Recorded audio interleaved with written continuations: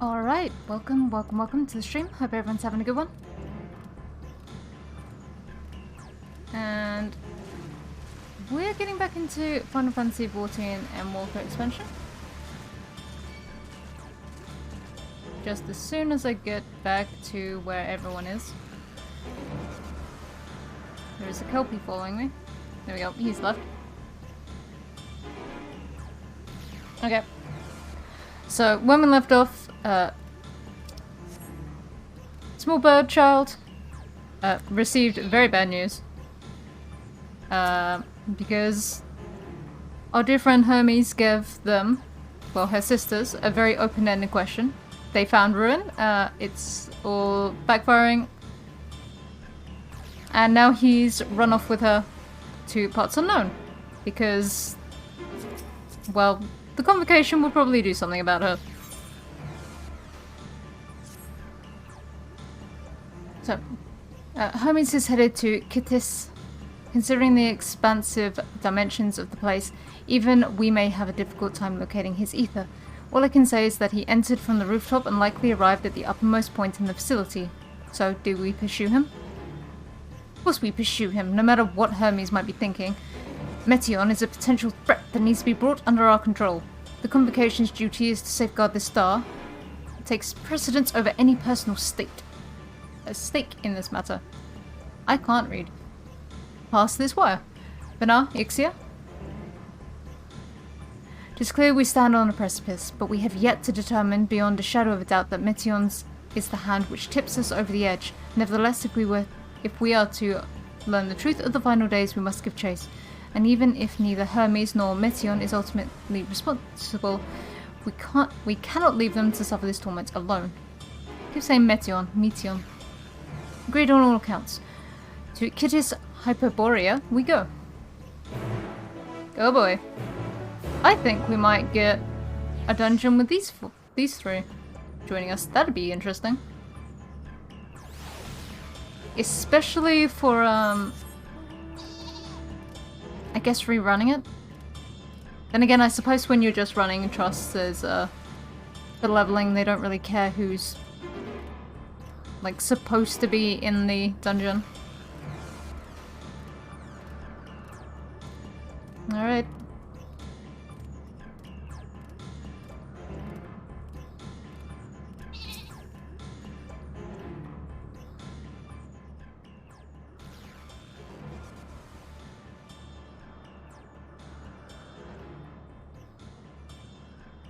What have we here? Excuse me, has something happened inside Kittis? Or Kittis? Mistress Vanar, I'm so glad you're here. No one knows what prompted it, but the alarm was sounded and Kittis put into a state of alert. Procedure dictated that we evacuate immediately, and we've yet to investigate further. This is Hermes' doing, obviously. Just what does this state of alert entail exactly? A field of dampening magic is draped over the entire facility, usually in response to escaped entities and the like. Kittis scholars and observers are unaffected, but everything, and everyone else is weakened to a fraction of their usual capabilities. Then consider us forewarned. We do, however, have urgent misters with Chief Hermes and must enter these premises regardless. Alright, they're just going to open the door for us, apparently. That said, if Hermes is willing to enact such measures, I wonder what other obstacles he has seen fit to drop in our path. Wish that with that enfeebling spell in place, we're not like to be fighting at our best. And I was hardly an effective combatant to begin with. I've little to offer beyond my ethereal vision. Then you will put the talent of yours to good use. You were fairly skilled at spotting weaknesses, if I recall. Fairly skilled? Now you've gone and raised everyone's expectations. You'll only need, you're all... God, I can't see past this wire. Why is this wire in my way?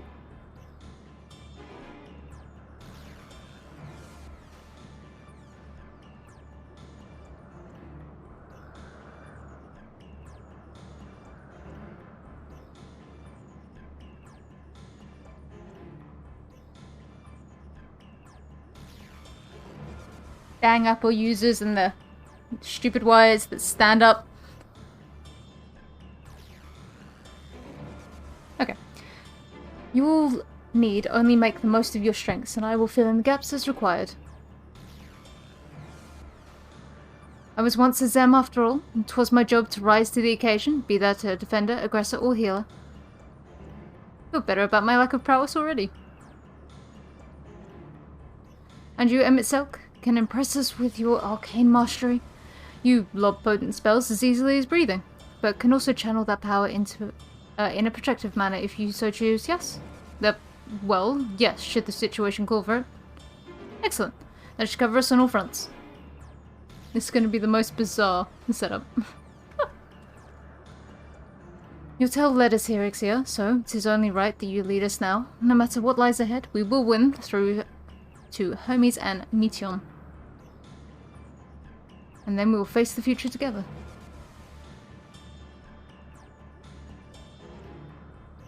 Dong!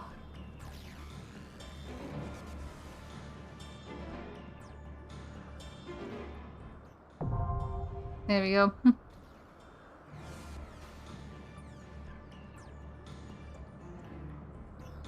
Alright. Okay, so they're both... So, Hythe is essentially a... Oh, he's like a... Okay, Bard. Fits. Interesting. So... Alright. Whatever works. I think this is more interesting for like the first run through. Just seeing what the NPCs come up with. Oh, it's this dungeon! I suppose it makes sense, given that it's got all the habitats. Oh god, give me this dungeon for the sightseeing. The explorer mode. Okay, so Vanar's going Dancer. Yeah, Vanar's Dancer. Hythe is Bard. Emmett's... It's a Dark Knight.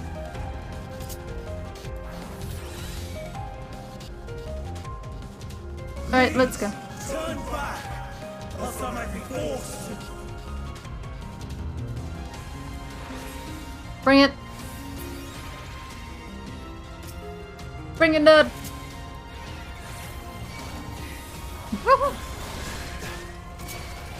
I see you.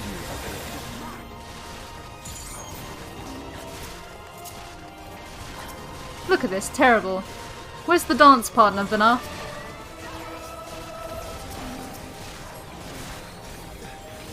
Oh god.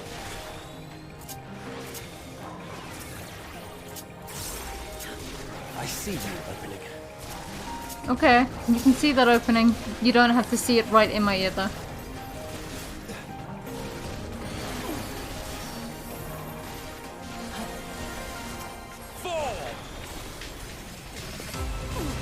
This may sting.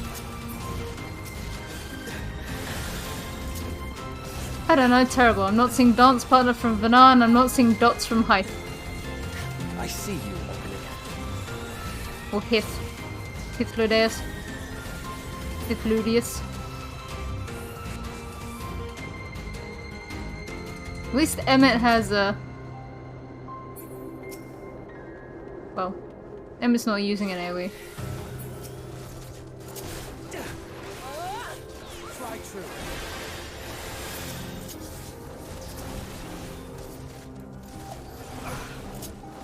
I see you opening. I have you. Do you have them though? I'm not so sure that you do.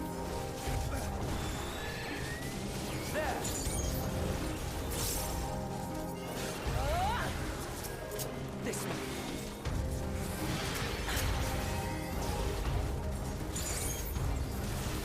But that broke super quick.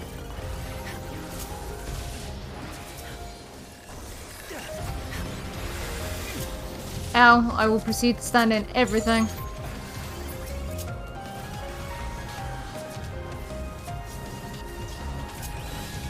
Give me that for a minute.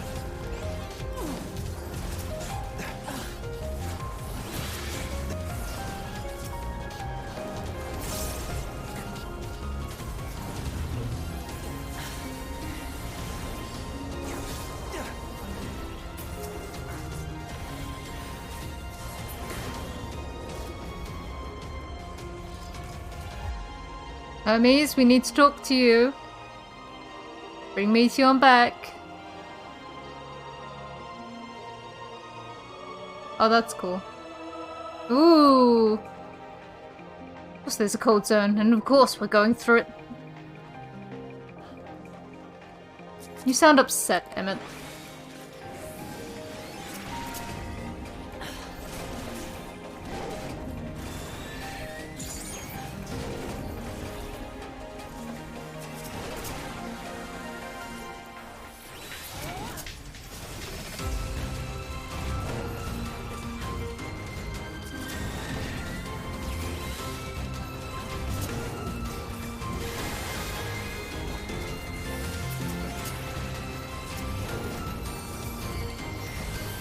I'm not entirely useless.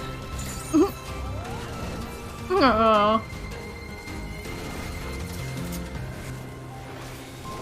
No one's called you useless, though. You called yourself useless.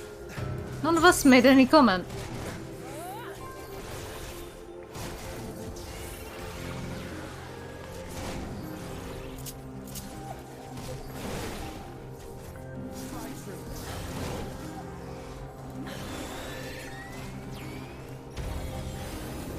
Out of my way. Okay. Ooh. See, we're coming out of the cold zone. It's just one little bit. And if you sprint, we'll get out faster. Nope, maybe not. About to be murdered. Oh, gross. They got gross faces. Okay, maybe I lied a little bit. Maybe we're not getting out quite so quick.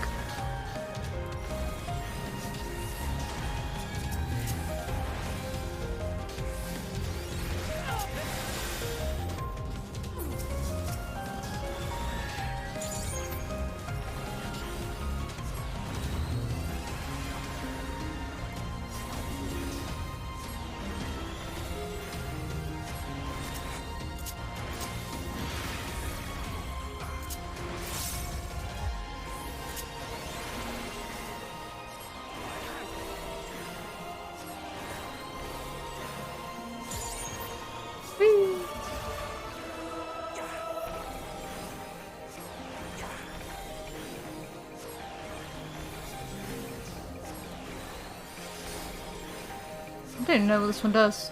Oh, increases HP recovery.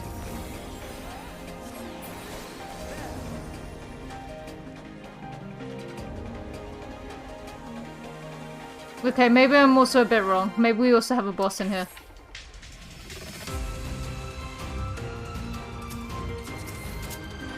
Alright. Jesus Christ, Emmett. Emmett was gone. Emmett knew what he wanted and it was this thing dead. What is it? Oh, it's like...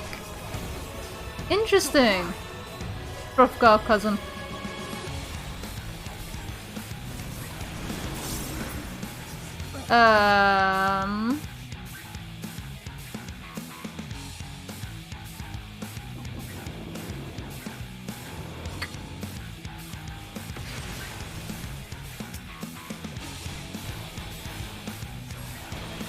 I like that those two couldn't be bothered to run.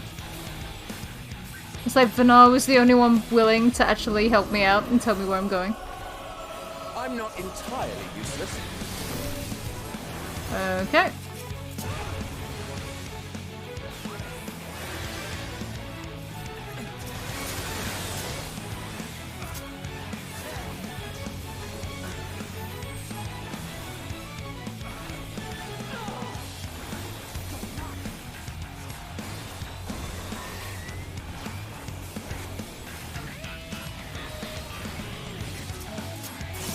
Frostbite and Seek. Okay.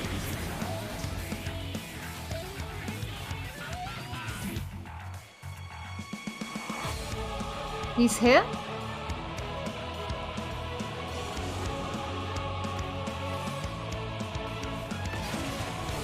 Literally a case of find the footprints. Okay, that's not too bad to figure out.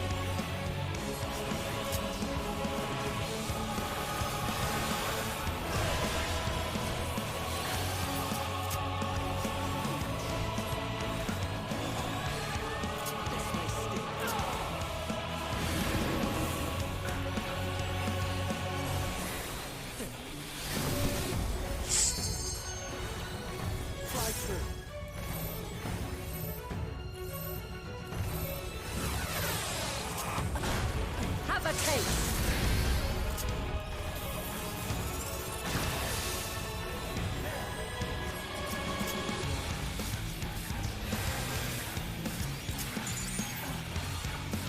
I'd say, give me that freebie. I'm not entirely useless. Fall!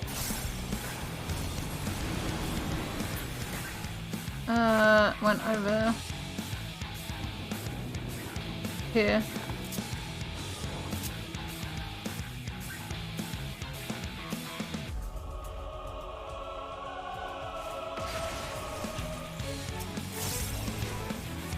Nope.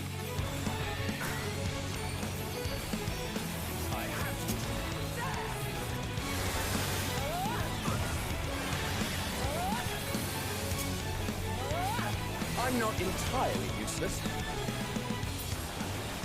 There we go. Maiming. But what does it look like?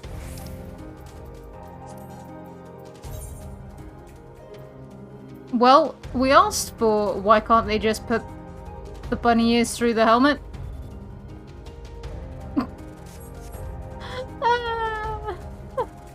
It's a good thing I don't wear helmets. I mean, people asked for it. People asked for them to just put the bunny ears poking out through helmets.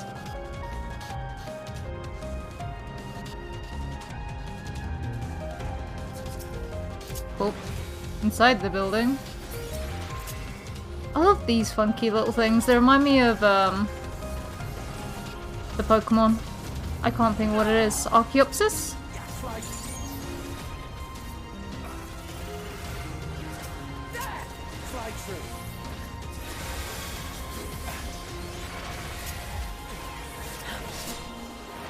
I see you opening.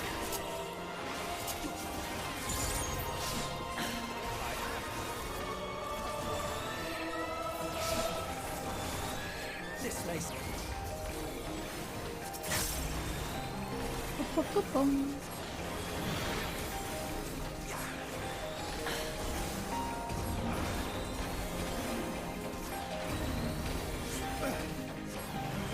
I see you opening.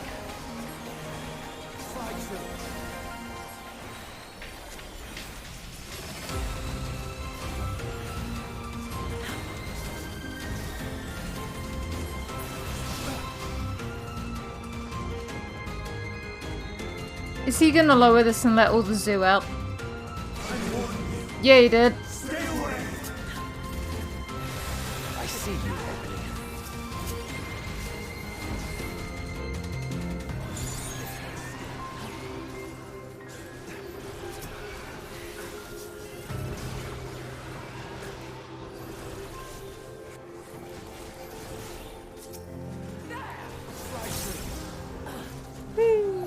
This makes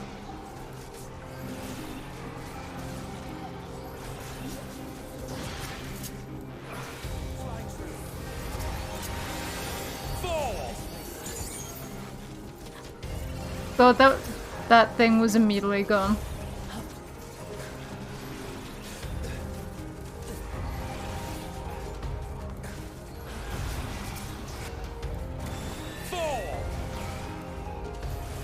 What are you two DPS doing? Why am I second on this list? You're not pulling your weight, guys.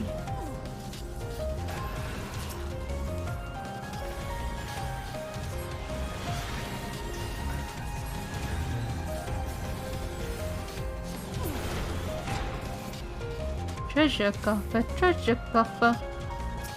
Gimme, gimme. Fasting. Great, doesn't help. Alright.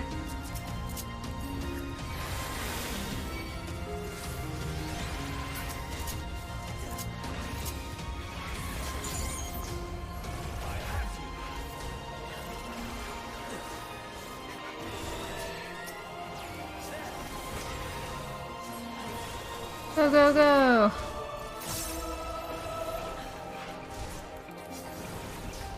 I mean, I'm liking the music in here. It's not that bad.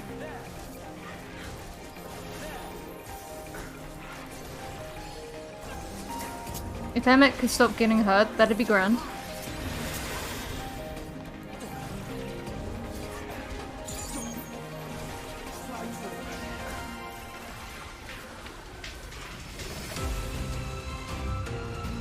I mean, I want him to get a little hurt, so he procs my thing, but only a little.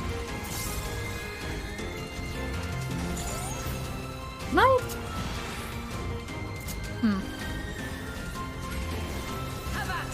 He should be okay. We'll keep an eye on him.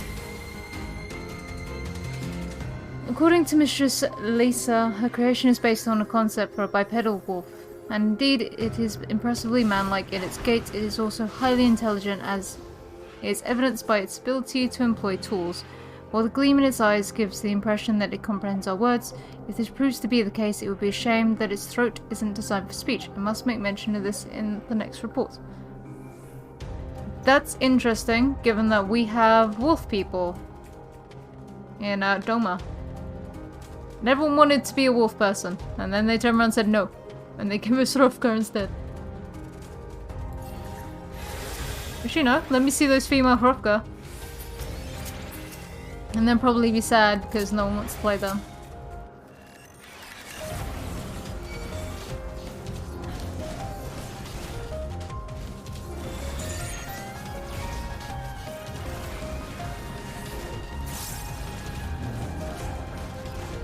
Have at you!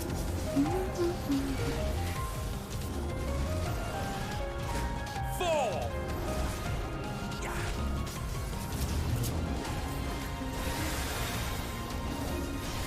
I see you opening.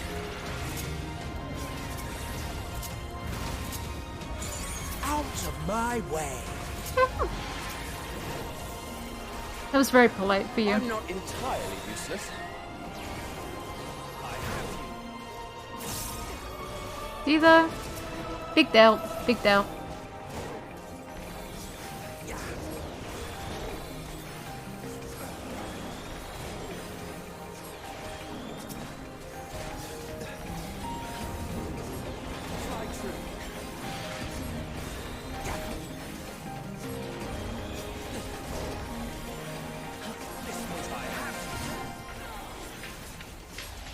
Have at you! Treasure coffer. Gimme. Healing. Healing. God dang it. Oh, we got a big boy. Hello. Oh, we've got a big boy who's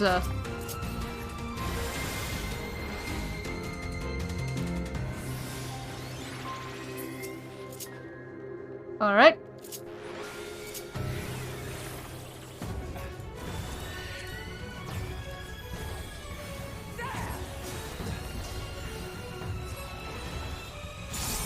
They really have just sort of doubled down on like markers and having the whole "this is the tank buster" marker.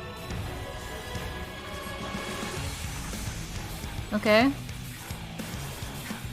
It's absorbed ether. What does that do?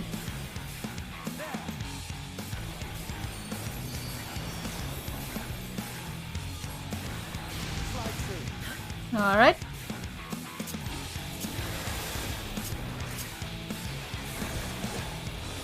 Out of my way! Okay, so it's got two things now. Have a taste! Out of my way! I'm not Interesting. How's it gonna work with the three then? Oh, that's interesting. Okay. Hmm.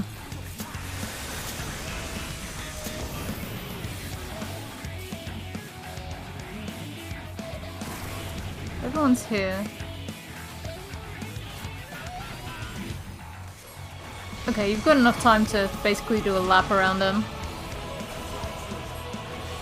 I'm not Intimidation! I'm already intimidated! Ow! Okay, that would do it.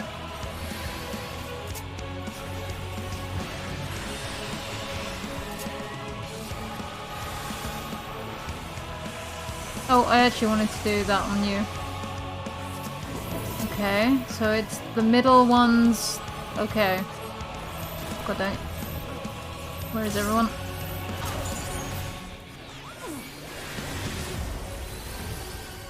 Middle.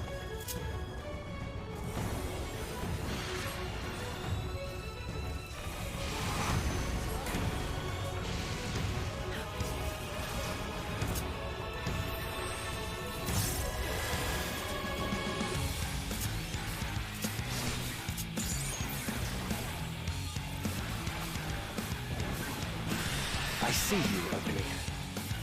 Prepare yourself. I'm prepared, maybe. I'm really not.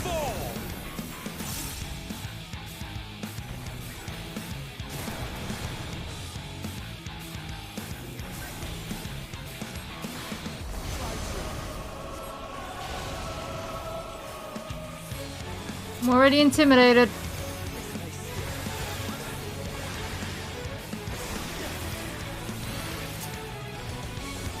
How did it miss Emmett? Striking gloves. If this concept is submitted, I will be certain to reject it. Jesus Christ. That thing tried to kill me. I don't want it. Nah, not a fan.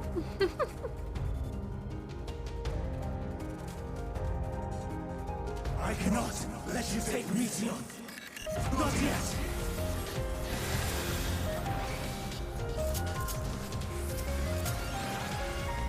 Oh, he's not gonna give up. We're gonna have to... How is this gonna play out? Well, I mean, obviously at this point, I've created some sort of time diversion. Because this can no longer be the unsundered world that comes into the current one.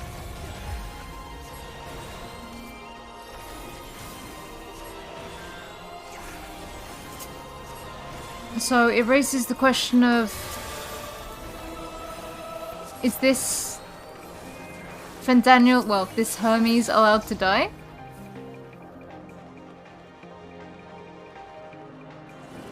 Whee!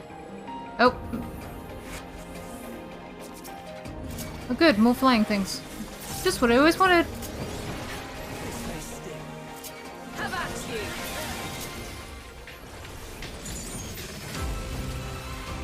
I see you opening.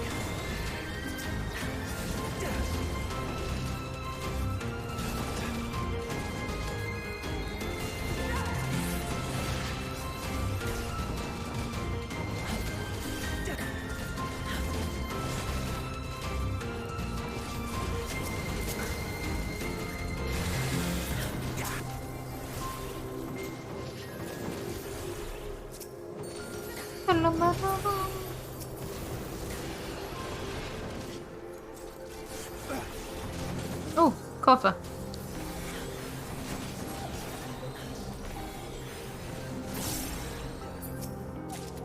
Have at you. Pending, really? Why have you got to do me like this, dungeon?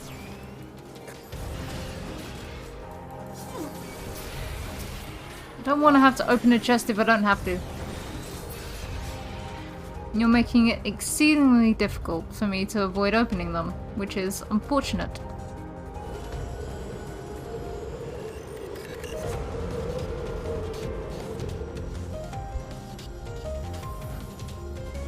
More flying things. Oh joy and excitement. I must hear their answers before they're expunged from existence.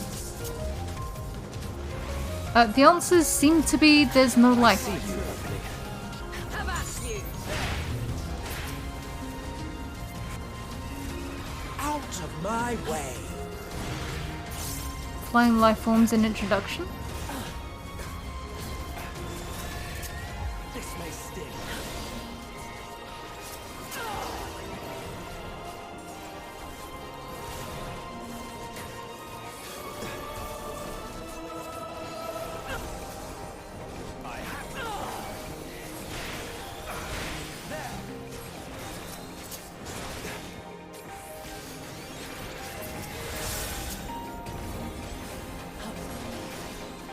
They'll be fine.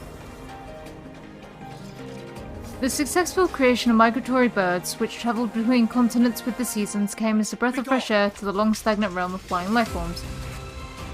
In the end, it was a relatively simple thing to grant creatures the ability to navigate by celestial bodies, but this method lacked the precision needed to guide them to the same location each time, as would be vital to their survival.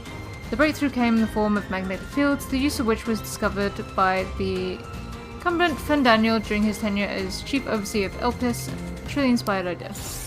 Alright, I'm finished reading. I will save Emmett.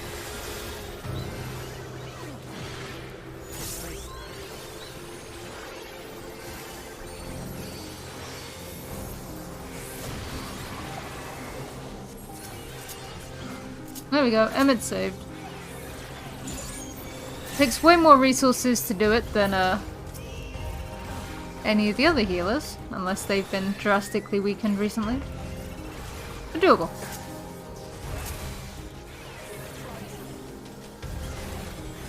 Have at you.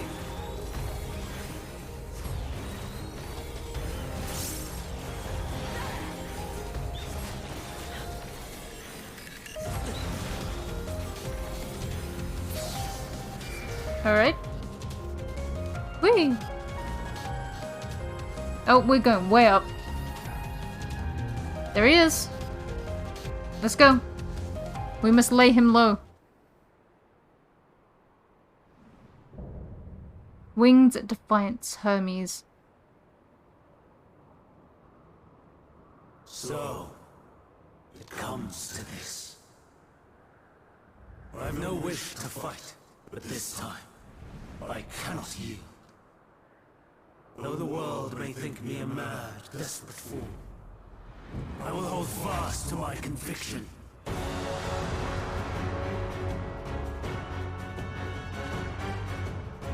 Man, this is the second time I've had to fight you, Fandaniel. As far as to make himself a villain.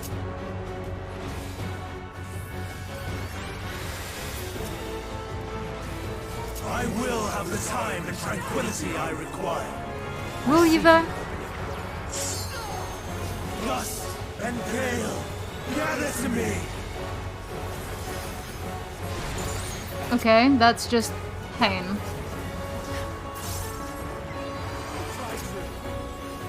Ancient brand, unleash your power.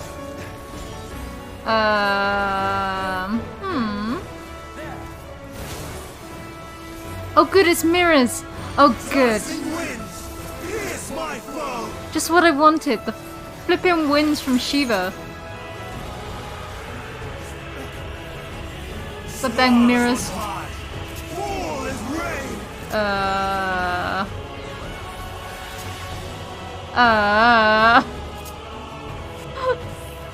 at you. Oh god, and now there's mirrors again.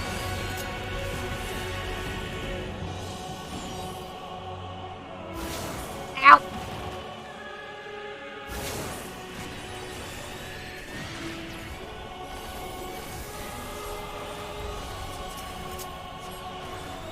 Oh, double, so that means he's gonna do everything twice now.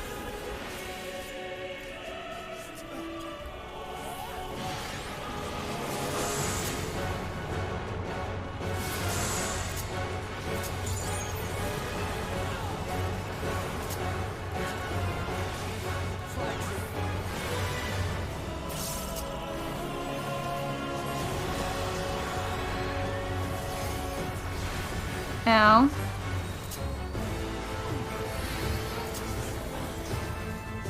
Streams of ether. Quadruple. Surge as one. Okay. Okay, so 2 mirrors there, then 2 mirrors there, then...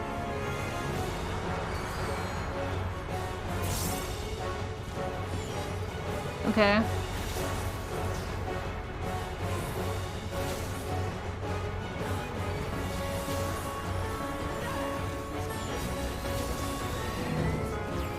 Oh god, I'm sorry. In the way.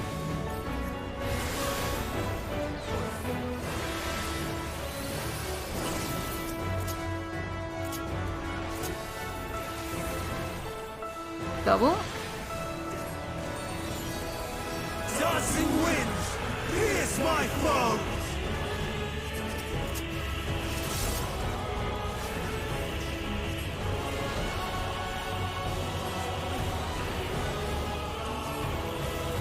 I was about to say I don't have a stun for that. Not entirely useless.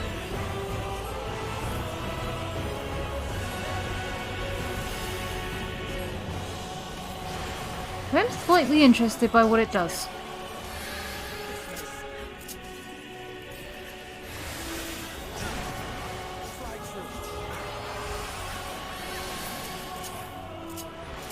Stars on high, war is raised! Oh good, the meteor's back again.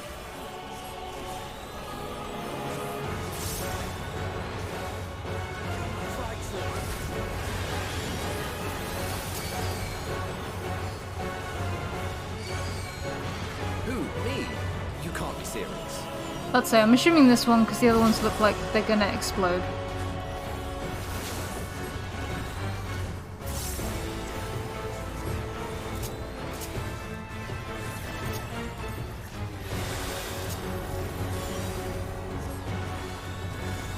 Even when transformed, Who? Me? Who? Me? Who? I am not finished yet. Are you okay? I see you opening. Who, you? I don't know, maybe you. Hooray, the level up happened. No! My power!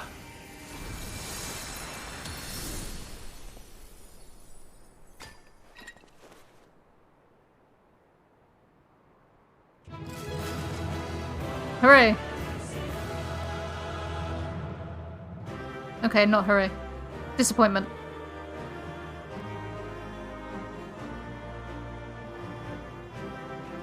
We're taking her with us, Hermes. Whether you want it or not. She's coming with us, Hermes. Oh god. Did I seriously only get a ring out of that? What do the knuckles look like? Are they punchy fists? They are punchy fists. Good for them. I wonder if you can know her. Anything? Absolutely nothing. Alright.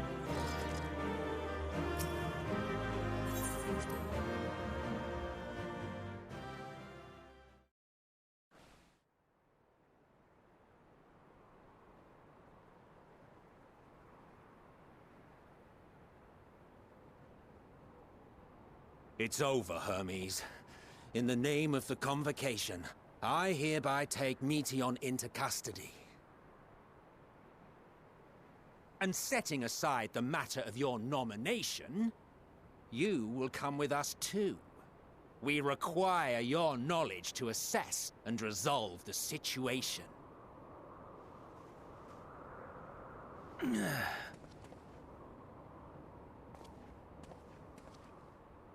Meteon, I am so sorry. Would that I could have listened to your report in full. Reflected upon its meaning and conveyed it to others. That they might reconsider their chosen course.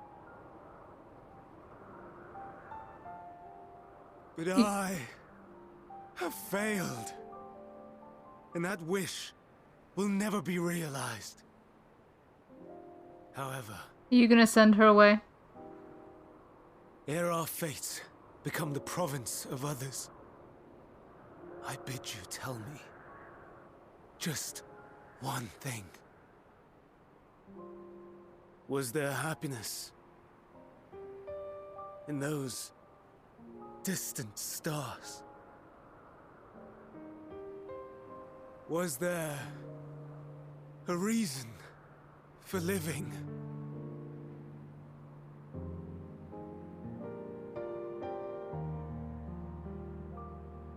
No. We conducted our search as per your instructions.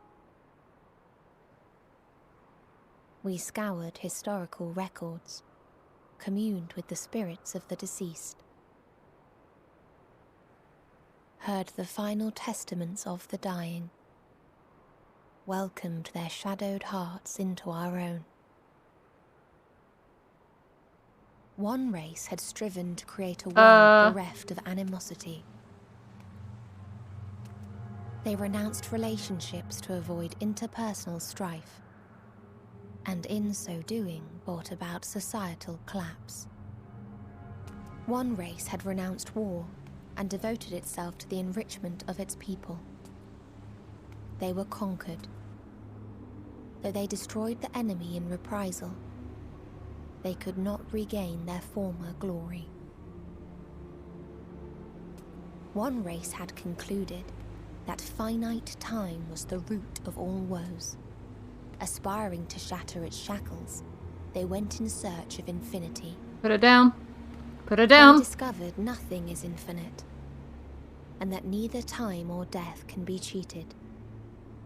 Disillusioned, they gave up on the future and themselves. Take her down. One race had discarded all things that gave rise to sorrow, hoping to have only joy. They found joy lost its savor in the absence of sorrow, and lost their will to live. Though worlds apart, these peoples shared a belief. The belief that they had tried their best. That they had tried to fulfill their potential with every step and success. In the course of which, they learned the truth. That they would never be free of fear and sorrow, anger and despair, of loneliness, so long as they yet lived. Even now their souls cry out for oblivion. And to this song of anguish, I lend my voice. We lend our voice. Oh, beloved mankind, shimmering jewels of beautiful Etheris, rejoice, for we will free you from the cruel yoke of existence. There is no need to struggle in vain, for in nihility awaits salvation.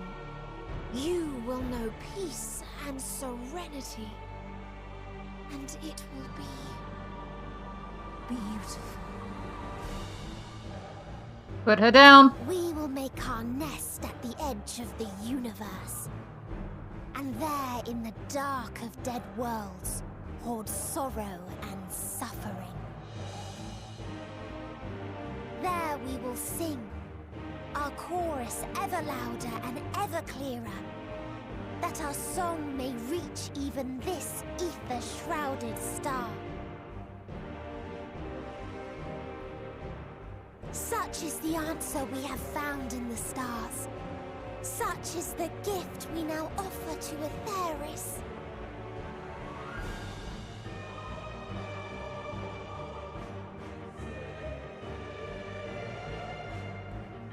Put her down. Murder her. Who are you to decide our fate? To decree we live or die?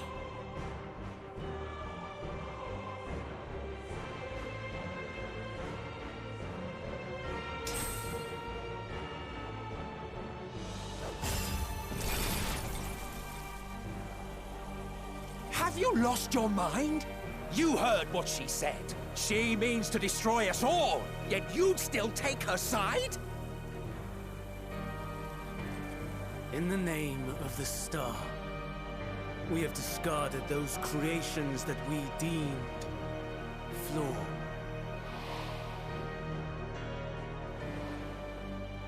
If we ourselves are flawed, does it not stand to reason that we too should be discarded? That is sophistry, and you know it! Perhaps it is. Perhaps I am wrong. Who is to say that you are right?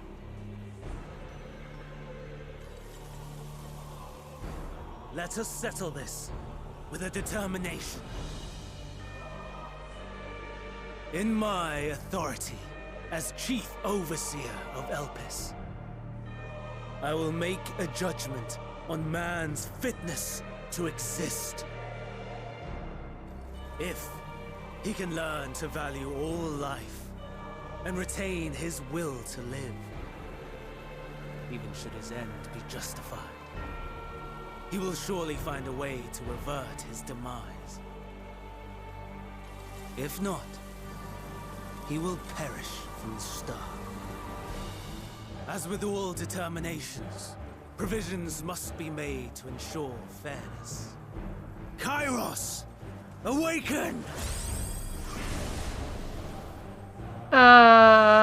Oh good, a clock. Memory reconfiguration system Kairos activated. Oh no. Awaiting instruction. Command. Universal memory alteration. Target area. Catesis Hyperborea. Starting point. Arrival of Emmett Selk of the Convocation at Propylion. Endpoint. The present. Erase the memories of all events and replace with a vague recollection of the following. I was here, preparing to demonstrate the functionality of Kairos to Emmett Selk and Hythlodaeus. Meteon's shared consciousness became unstable. She and her sisters could not sustain their existence, and all dissipated with a burst. The resultant shockwave accidentally triggered Kairos, which erased several days of memories from all present. Execute. Command acknowledged. Initializing. 3 processes remaining to execution. Bravo. I dare say one would be hard-pressed to make it fairer. No, if I forget this whole trip isn't worthless. Everything that you told us, everything that has happened, the fact we've even met, it will all be gone. Oh, I need to leave. I need this knowledge. Go, Meteon. To the edge of the universe, where none can reach you. Hermes, won't you come with me? If you were to shed your flesh, I should be able to carry you.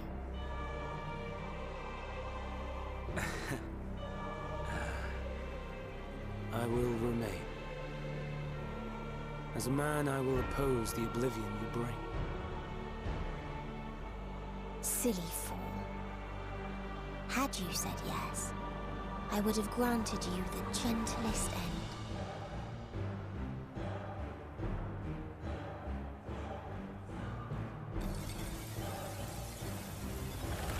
Come on, Vanat. This ends here!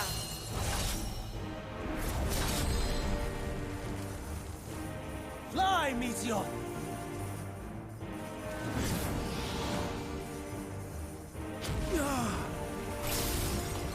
Okay. That is far enough, Hermes! Argos, to me!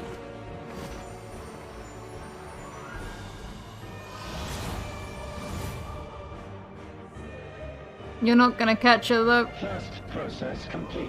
2 remaining to execution of memory reconfiguration. Oh, I need to As if go. we needed more pressure. It's No matter Lydeus, I what, need to go. You cannot forget what happened today, for it is the key to saving your future, your world. I don't know how to get home. This fight is our fight. What comes after, our problem to contend with, not yours. No. Your own struggle awaits, and No one else can take your place. You must flee this place with your memories intact, and I will see that you do.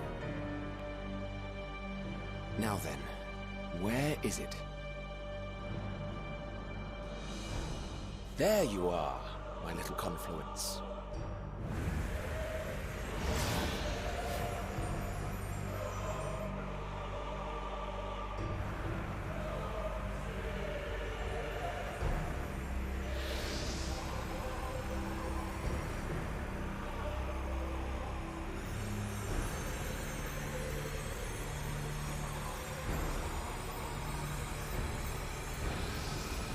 Almost!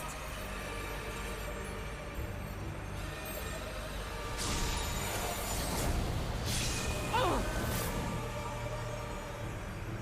Very well then. You may elude us this day, but not forever.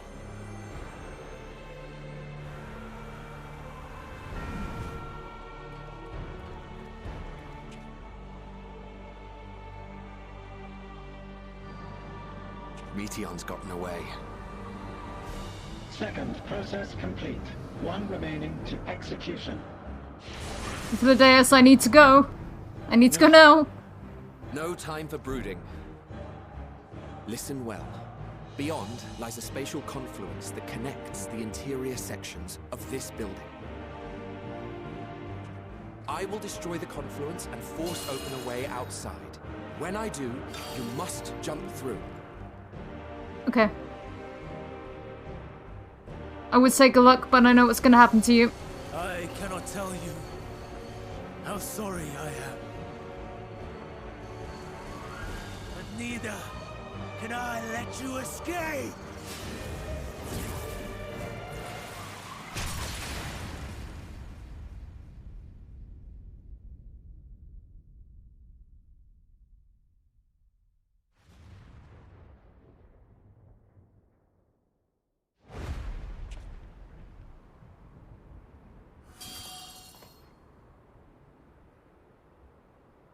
Too brave by half.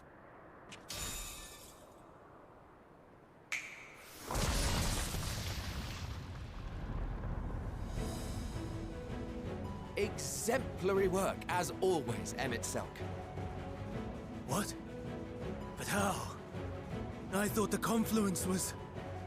over... Over there? Yes. We were rather hoping we would. It was never anywhere but where it is now. The instant those two began making their way towards nothing, 'twas clear the plan was a diversion. I'm quite incapable of destroying a confluence, I must confess. A gambit brazen beyond words. Though we've grown accustomed to reckless improvision due to the antics of an incorrigible associate. Though, in the case of certain present company, incorrigible is an understatement. Honestly, I'm beginning to suspect it's a requirement for every Azen. It is.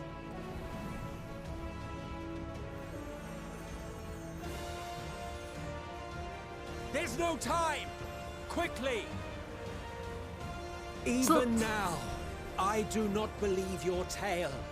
I would not suffer us to walk such a wretched path. Still, if it must be said, do not squander it. The legacy I leave you. Goodbye, Emmett. I need to go. Final process complete. Executing universal memory Oh alteration. god.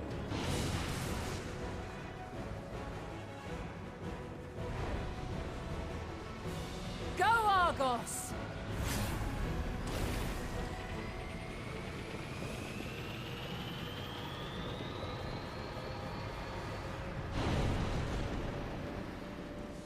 That's one way to stop a time paradox, I suppose. Just have everyone forget.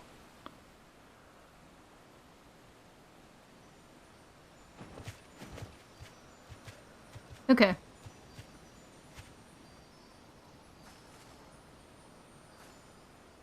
I need to get home. Also, are you okay before I get home? Shing! I'm fine. Just a little tired. Can it be true? Are we the only ones left who see beauty in the world? In life? Are the stars above no more than husks of fallen civilizations?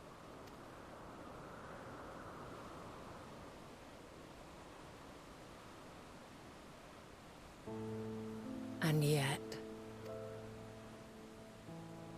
I feel her. Though she is unimaginably distant, I feel Meteion's presence, and the place where to we must go.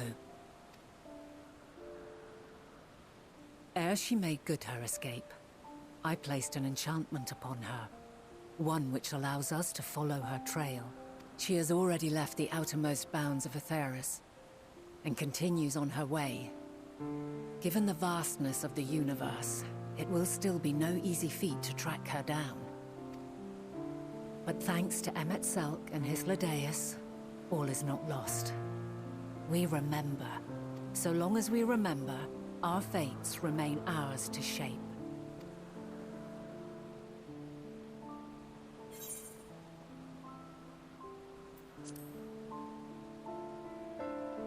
Presumably, I need to get home.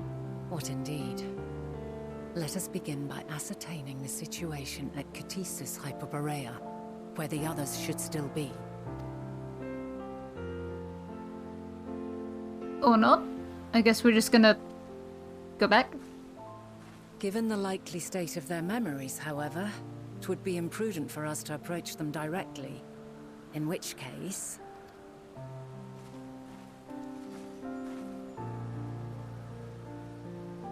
I am sorry, my friend. I've asked much of you this day. But may I trouble you one last time?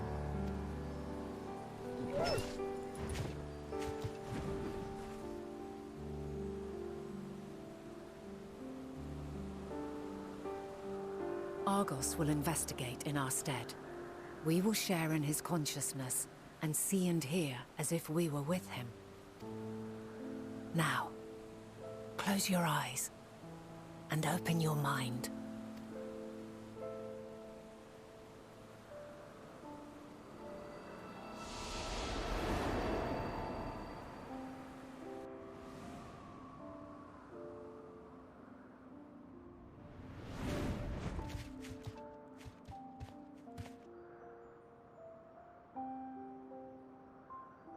Thank goodness you are unharmed. Unharmed? There is a gaping hole in my memories. I can scarcely remember arriving here in Elpis. Forgive me. I was preparing to demonstrate the functionality of Kairos to our guests. But Meteion, her shared consciousness became unstable. And she... So, that's what prompted the state of alert. And when you went to investigate, you were caught in Kairos' accidental operation. Oh, he's good. What a good lie. So it would seem. It's all a blur to me. Such an unfortunate accident. Oh, and what of Venar and your other companion? You went inside together, as I recall. We did? If Venar was with us, I have no recollection of it. But that there is her familiar, is it not? The fellow seems happy enough, so I think it's safe to assume his mistress as well.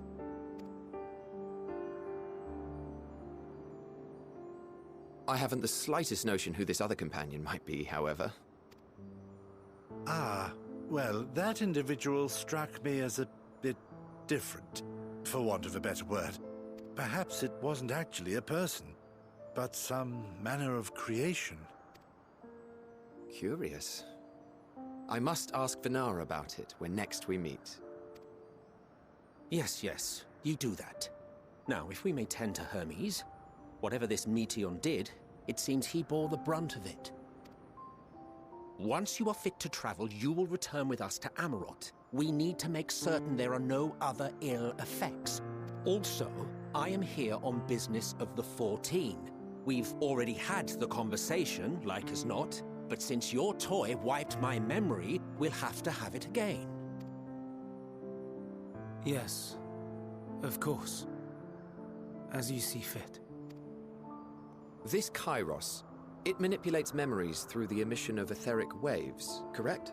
There is a theory which holds that memories scoured by blasts of ether are restored when the soul is cleansed in the underworld. If true, then perhaps when our time comes to return to the star, we shall remember these few days we have lost. I doubt aught of interest occurred. Look forward to the revelation if you like, but I should prefer to reminisce on more meaningful moments. Everyone's bought it hook, line, and sinker. Okay. Oh, it's a really spiky ring. Let us rest. If only for a while. After all, you and I... Oh, we still have a long, long way to go.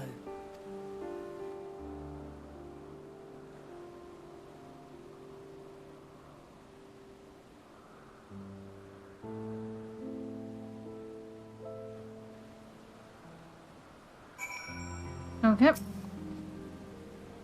Are you feeling at all recovered? I understand that your exertions were more than purely physical, but resting one's body, if only for a moment, is never without merit. As for Hermes, I think it unlikely he will create more Endwalkers. He poured much of himself into Meteion, and now that she and her sisters are gone, dissipated in his mind, the grief must be unbearable. He will blame himself. He will believe that, had he never acknowledged his dissatisfaction with the world, then the meteor would have never been born to suffer and die. The offered joy in the 14 will be a welcome distraction, and one day hence, he will face the advent of the final days in the role of Fandaniel. Wow, super depressing. He's caused his own downfall and brought everyone with him. I do appreciate that all of these quest titles have been from the song for A Realm Reborn, which is completely blanking on the song title though. Heidelin's song, essentially. XIV, listen to me. Our duty now is not to denounce Hermes for his misguided determination, or to convince Emitzelk and Hystadeus that they have been deceived. No, we must instead ensure that the experiences Hermes sought to expunge are preserved. What remains in our memories alone will be our weapon against the final days. You must fight this battle in your age, and I am mine. Come, let us walk together once more. I will see you to the doors of Propelion. In short, time for you to go back. You've got to remember everything. We've got to get you out.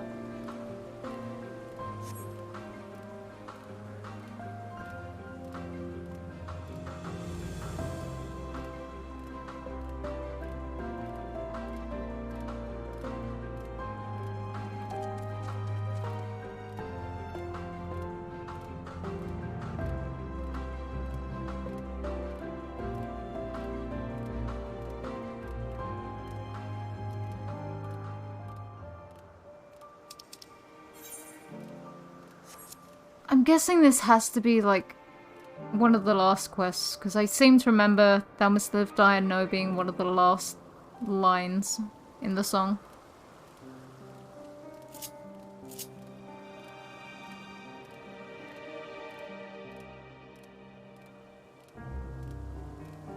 Well, it was lovely seeing everyone and seeing this place. Very pretty. And now have the joy of going back to people on the first, and then people on the source, and telling them Fandaniel to be essentially created empaths that went to space got super depressed by what was out there and decided that, maybe nothing should live.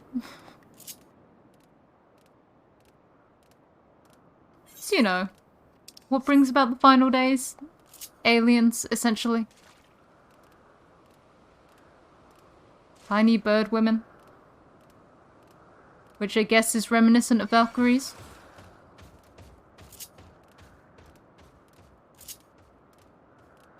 I'm not the most familiar with that sort of,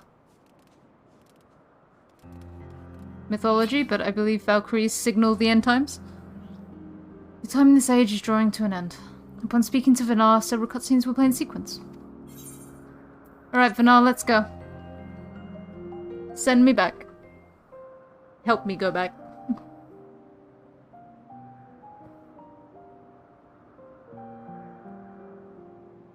So, it is within. The portal that brought you hither, and will take you home.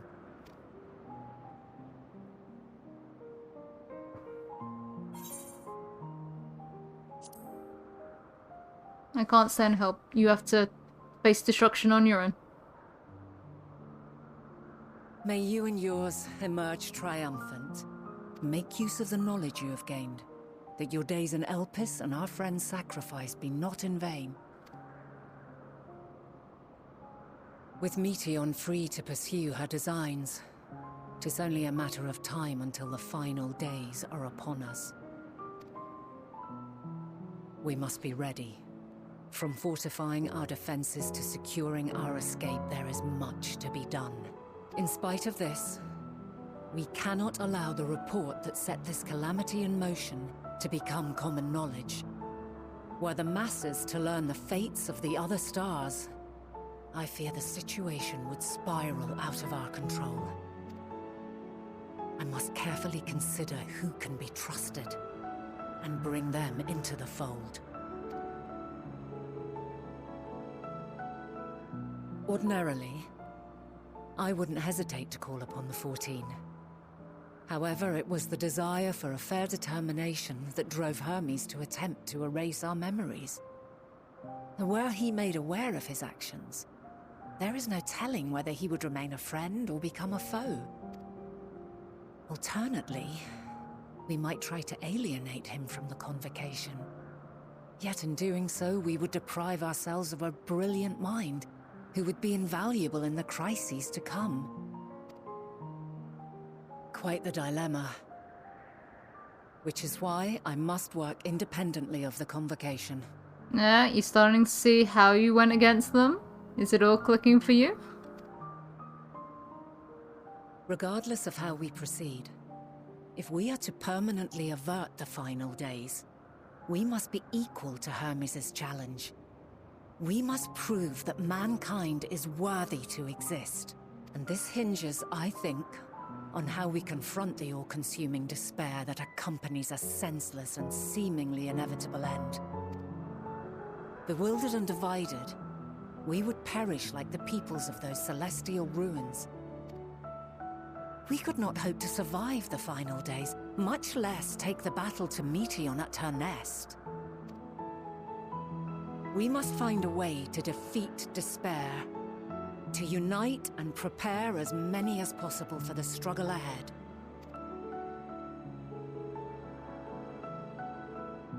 Heavy will weigh the burden of guiding this legion of souls. Yet I have faith in mankind's potential. As long as he believes in himself, there is naught he cannot achieve. So I will not give up on him. On us. You may find your world to be very different. Or perhaps the erasure of our friend's memories has sown the seeds of a conjunction between us. We cannot know until the moment is at hand. So shall I strive to do my best, taking naught for granted as I walk my path. And I pray you walk with me to the end. As you move forward, so too will I. As will all, resolved to fight for the morrow. And when mankind has found the strength to stand against despair, we shall silence the Song of Oblivion. She who sings it will learn our journey is far from over. This I promise.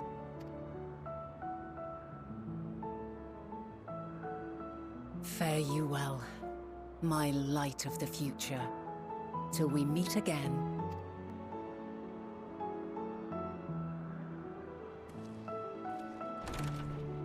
Goodbye, Vanna.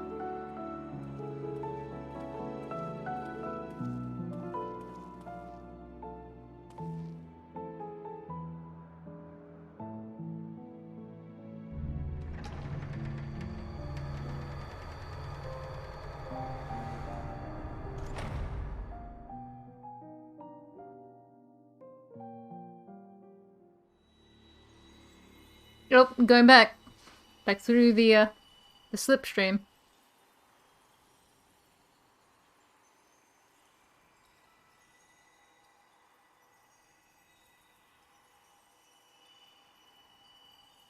Eeny, From this meeny, day miny. forth, I shall strive to bring honor to the seat of Vandani. Alright. Oh no. Oh good. Nice to know that Amarok was still on fire.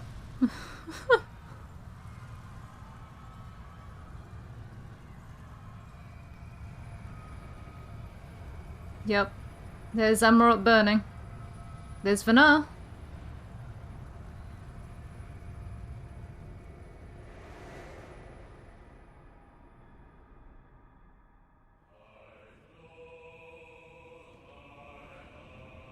Isn't that Stormblood? No, this... What am I saying, Stormblood? This is literally the song I was talking about earlier. Oh, that's a nice touch, actually having them run the same way again.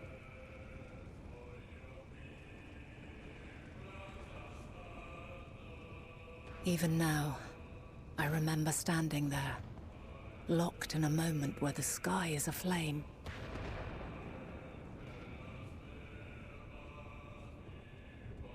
Where stars fall as tears, and screams darken the seas. Where resignation rots the trees.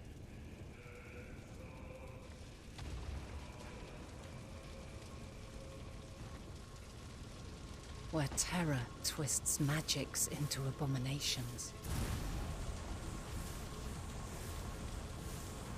Such is the lament of they who have gone before. The song of they who tried and failed to create a better world. The song of the end.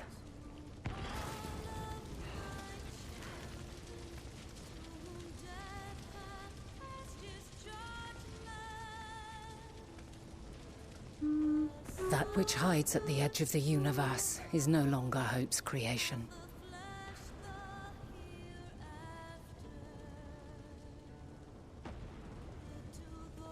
It is hopelessness incarnate.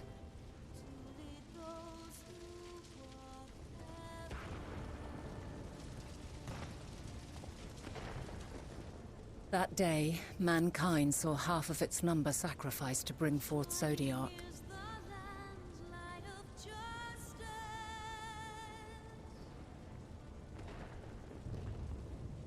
And covering the star in a shroud of ether, we forestalled the final days.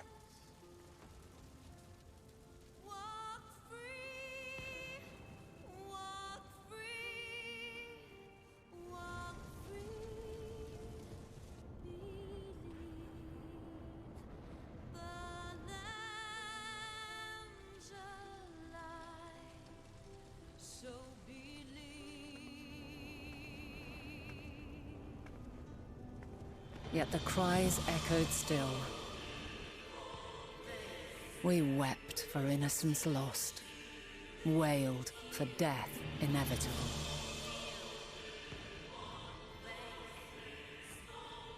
A reality too terrible to bear. And for too many who sought comfort in gilded memories of joyful days and tranquil nights.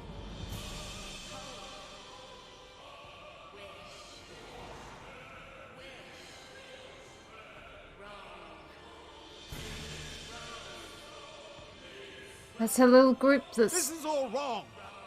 Why must we suffer so? It needn't be like this. No. There must be a way to restore things to the way they were. To reclaim the perfect paradise we once had. No, my friends. Suffering exists, and we cannot pretend otherwise. No civilization, however great, could eliminate it. If we would live, we must accept it as our constant companion. Let us not seek to forget this tragedy. Let us carry it in our hearts, that we may grow stronger and know true happiness. We can't accept it. We won't accept it. It will be ours again. A world free of sorrow. No, it will not. For there has ever been sorrow. Mankind was but spared its biting sting for a time. So please, open your eyes. To try and reclaim those lives we lost by sacrificing yet more isn't wisdom. It is weakness. No paradise is without its shadows. If we cannot accept this truth and learn from our pain, then our plight shall be repeated.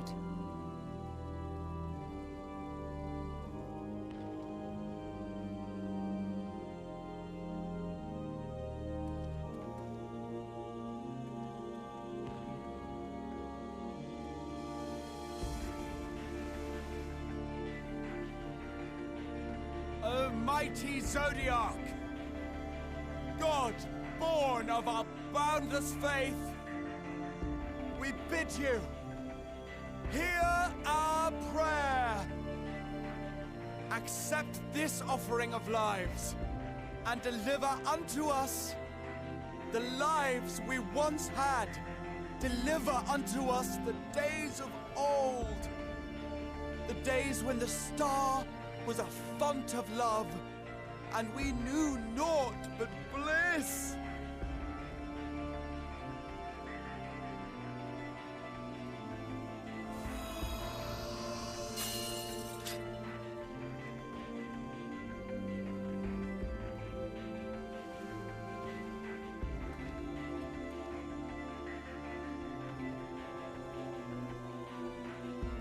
You would destroy it?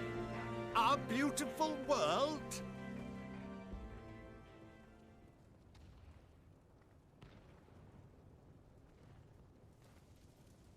Lands that stretched on forever. Skies one could drown in. The heartbeat of nature, silent yet strong. And amidst it all, a people. Beacons of light and life. Laughter that warmed my heart like naught else before. They are my meaning and my purpose. My love. In spite of, or perhaps because of this, I choose to believe in mankind's potential, in his ability to find a way forward. So let there be no way back. From that temptation, I sunder us. No more shall man have wings to bear him to paradise. Henceforth, he shall walk.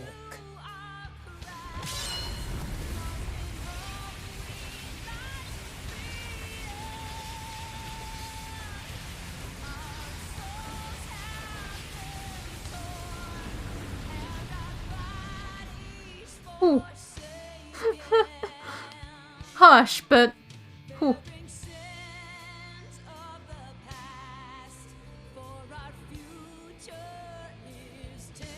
Oh good, the void.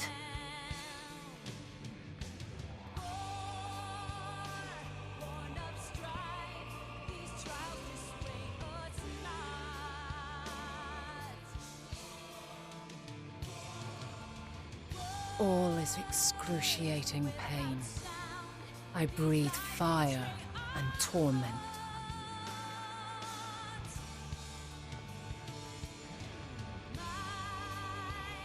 I birth a world of suffering to mire and plague.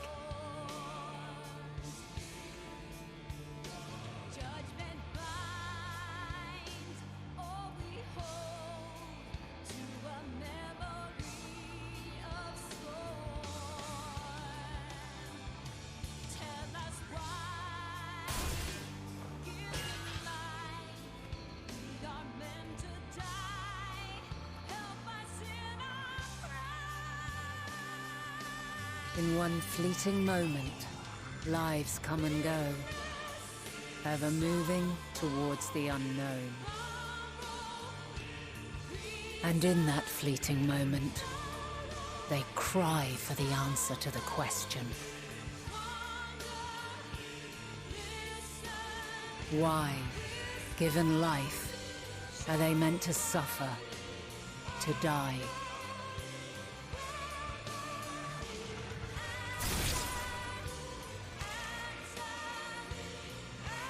As fragmented, imperfect beings, yours is a never-ending quest.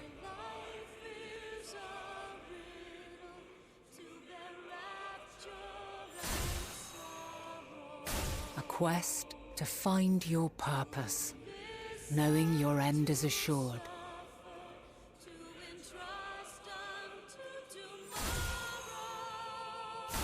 To find the strength to continue when all strength has left you. To find joy even as darkness descends. And amidst deepest despair, light everlasting.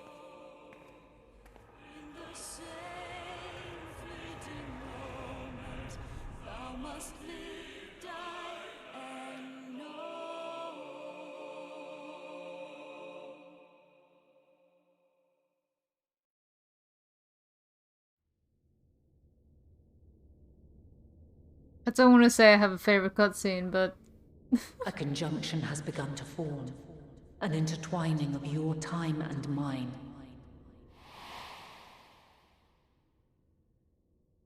When you truly understand what is at stake, and your journey has prepared you to surmount the insurmountable, then shall I honor the promise made in another time, another age. Why are you so loud in those flashbacks, Vanna? No, I like that parallel of the end of Shadowbringers with the song from A Realm Reborn. That was really good. Alright. Back on the first. Need to return to the source and tell everyone about the spooky bird people.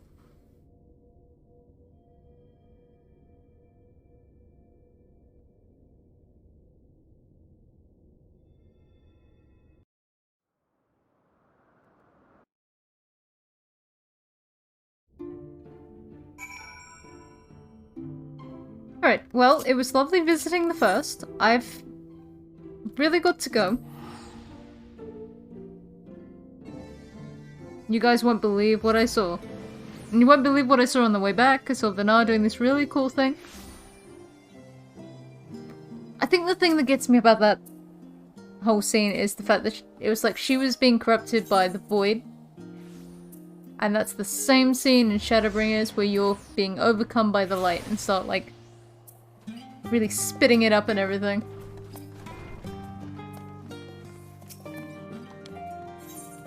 Alright. Hello, you'll never guess where I've been. Ixia, what impeccable timing as always. I'd heard you were off on the first as part of our efforts to investigate the final days. Well, as so often seems to be the case while you're away, we've had some few developments, which we can discuss in just a moment. For now, however, I cannot tell you how wonderful it is to have you back.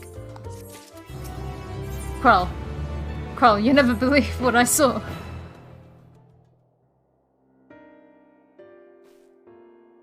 So, have you learned aught more of the final days?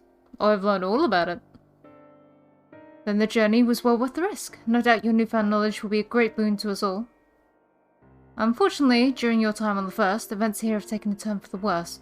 The Scions are running themselves ragged trying to contain the spread of blasphemies, but it's a losing battle. To try and ascertain the where and why of it, Alphino and Alize have been travelling all over.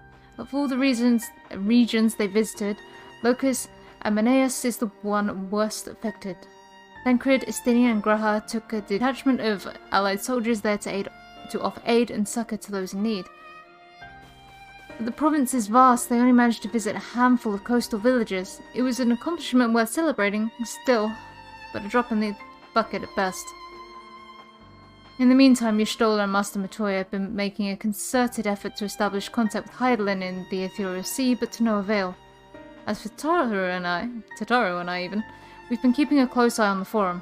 From what we gather, they've been constructing a vessel to ferry people to the moon, an ambitious project that is likely been years, if not decades, in the making. However, since we've seen no sight of it thus far, I suspect it's still incomplete.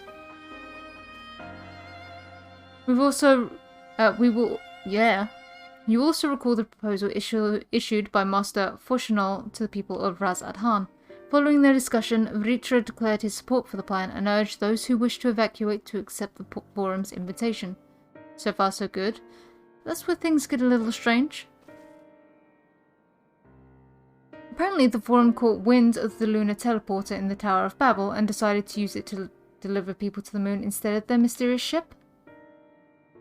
Therefore, to secure safe passage for the Hanish refugees to the tower, Alphino, Alize, Estinian and Graha travelled to Golemald not too long ago. Trouble is, the capital was hardly the safest place to begin with, and now the final days have come to Golemald. Shortly after our friends arrived, they were sent to rendezvous with Master Foshinol, then panic broke out and our communications were severed. From what fragments we were able to make out before the link shell went completely silent, we can only assume the phenomenon has spread to the capital. The others need you, Ixia. Please, you must help them. Alright, just got back. Off we go again. Having you there will make all the difference, I'm sure of it. Camp Broken Glass was their first port of call, so you best start there. Hopefully Lucia will know where they are. There's no telling what you'll be walking into, so you'll best take every possible precaution. I'm going to take 0 precautions and just fling myself into the void. I am, however, going to glamour over this stuff because... No, I can't apply glamour plates here? Ah! Guess I won't then, I'm going to be stuck with this horrendous horrendous ring. Alright. Onwards we must go.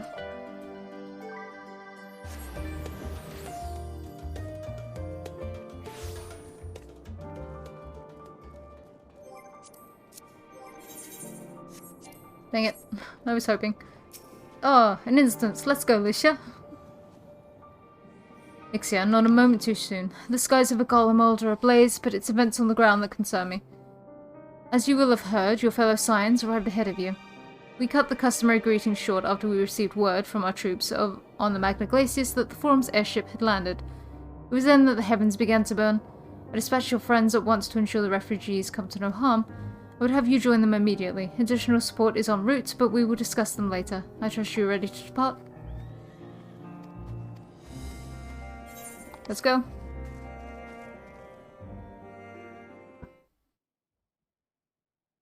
Earlier, on the Magna Glacius.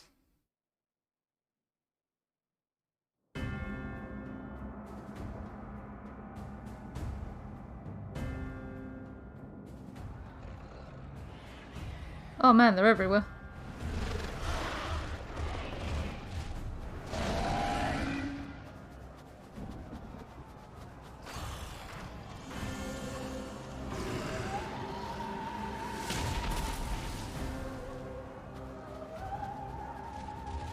No. No. We were promised an escape. Not the same. No, we fled.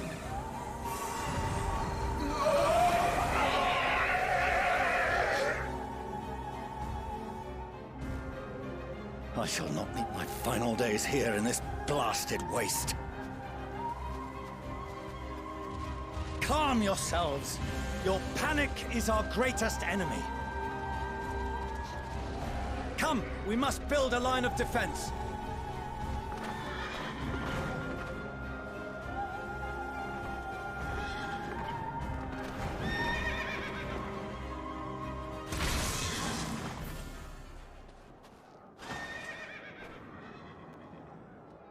How? Leave the fighting to us, Father. You must lead the people to safety.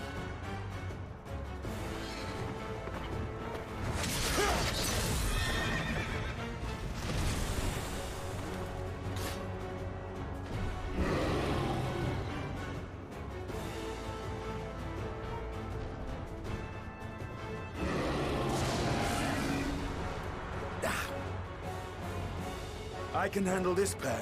You shall tend to the refugees. Let us be about it.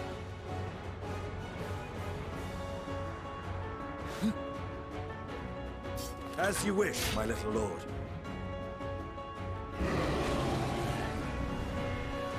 Oh, do I get to play as Elf? No, let's go. My sage training has paid off. Oh my god, what do I even have? I'll command the beast's attention. See to the wounded. Oh, everything's in the wrong place. What do I even have?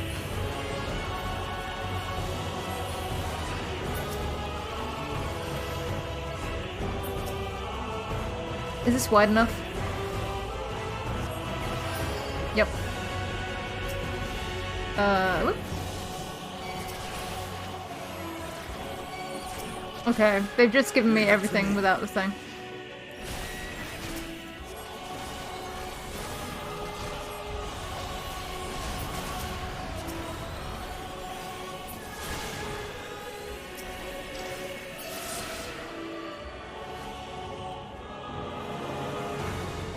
No, you'll be fine.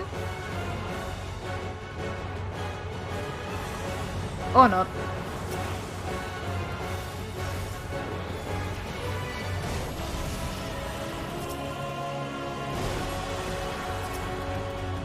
Those who can stand, come with me.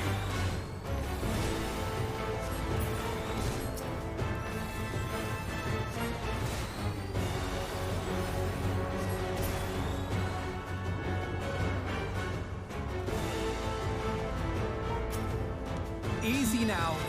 Deep breaths.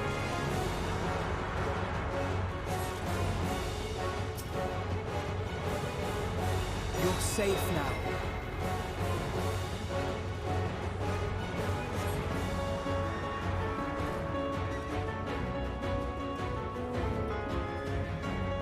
Oh, he doesn't even get to, like, Worry not for the refugees, teleport. but for yourself.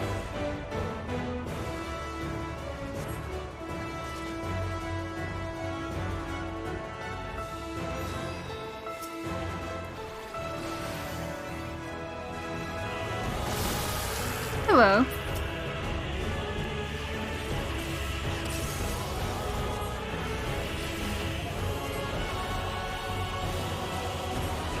Oh, I don't have any sort of shield. That's unfortunate.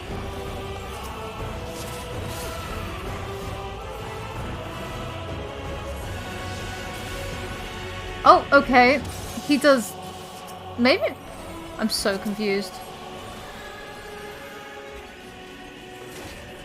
What is specifically Levier diagnostic? Okay.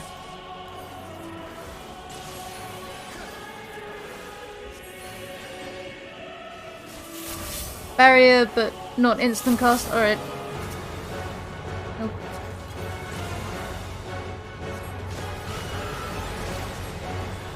Oh good, friends.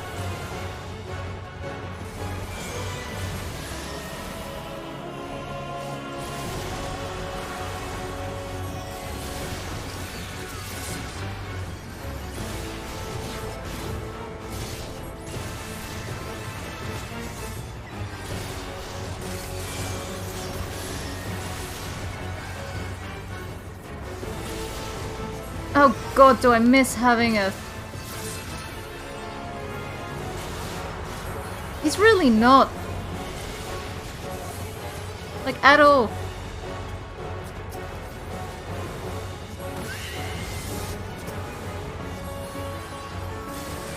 Oh god.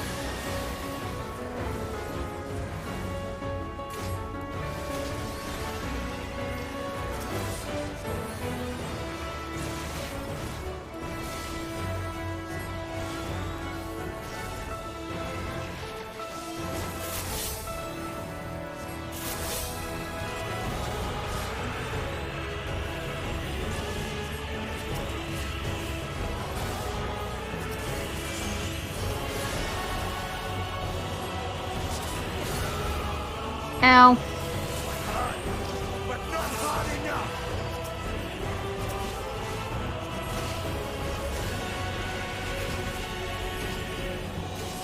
Can you leave him alone?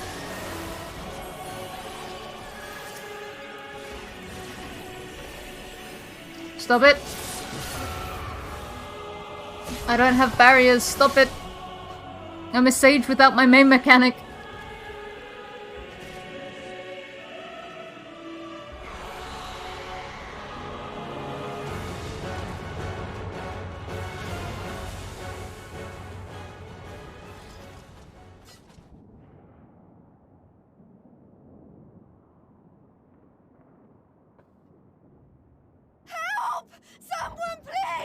What? Oh good, it's a giant eyeball.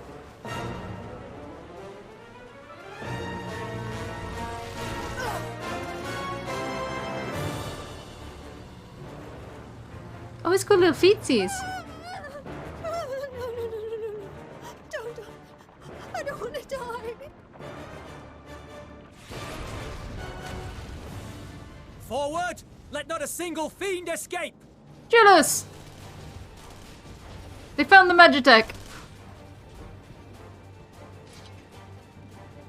Wait, that's... Euless and the army. So, you've recovered then? In time enough to be of aid. For once.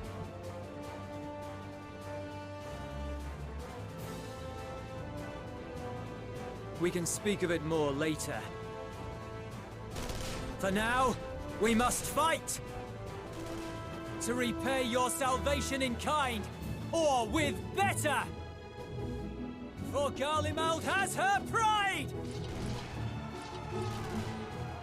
I mean, one would think that Garlemald would be the best ones to fight. They're so used to suffering. Of that I've no doubt.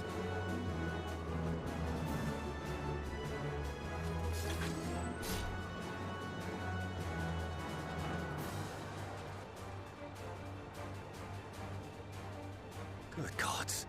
Of all possible saviors, the Imperial Army. Oh!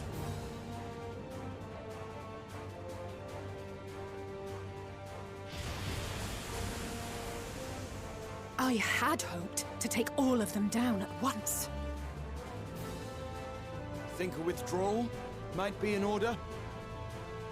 Oh, sod that. You know who would never abandon these people to their fate. Why am I you know who? To be devoured by their former friends.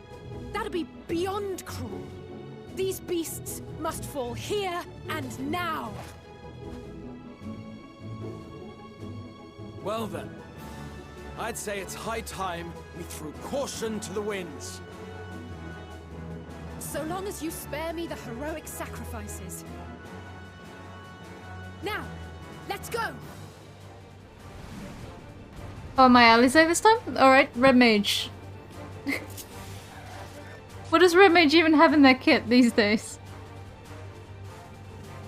I know some of these things.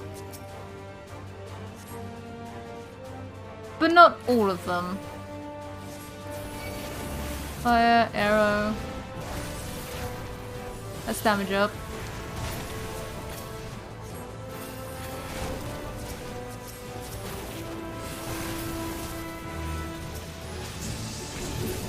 Okay, that's an AoE.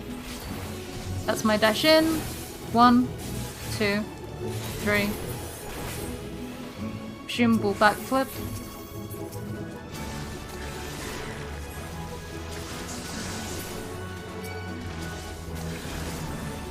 It's a very pretty AoE.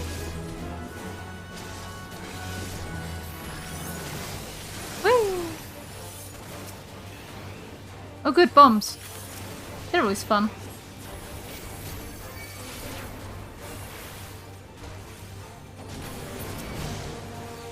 Ow!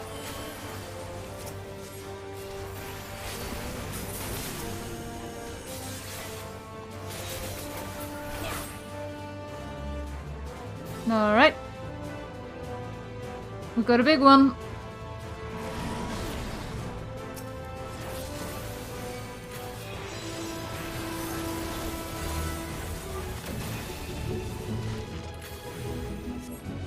He's angry.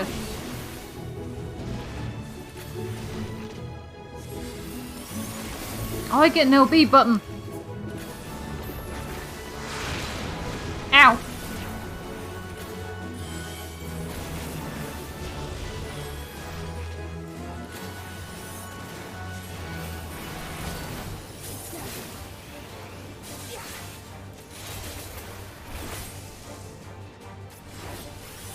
No, you coward.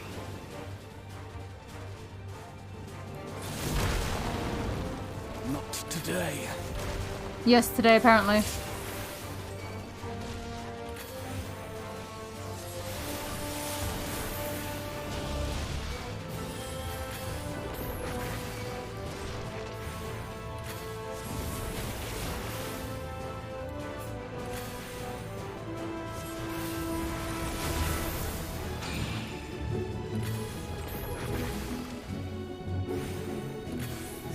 Oh, I love this mechanic. It's my favorite.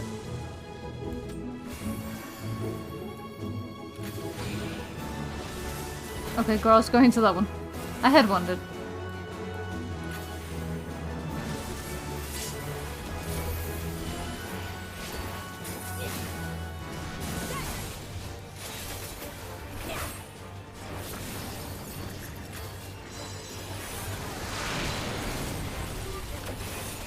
I'm not done yet.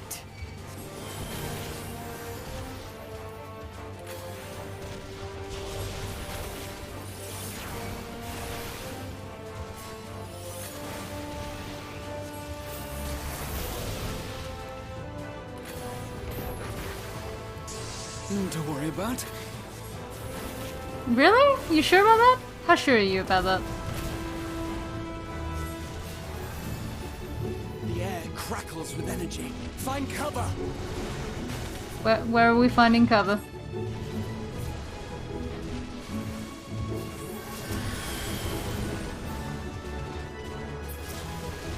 Oh, we're literally just finding cover like this, alright.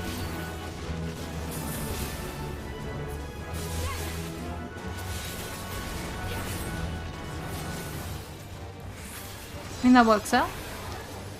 As they say, turnabout's fair play.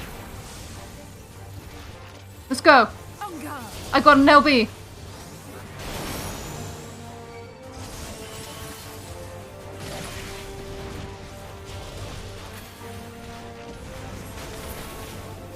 They gave me an LB.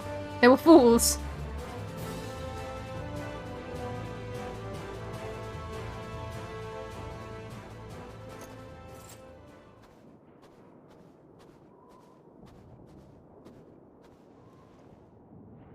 There's not the barest trace of ether. Maybe there really is no way to bring them back.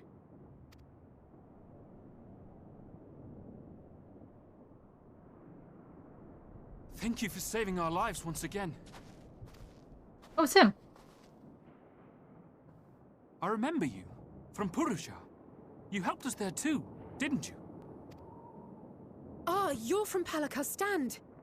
I'm glad you're still in one piece.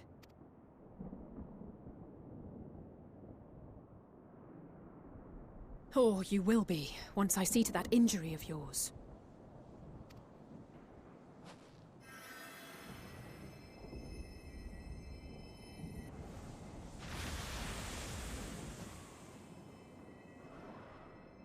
Look out!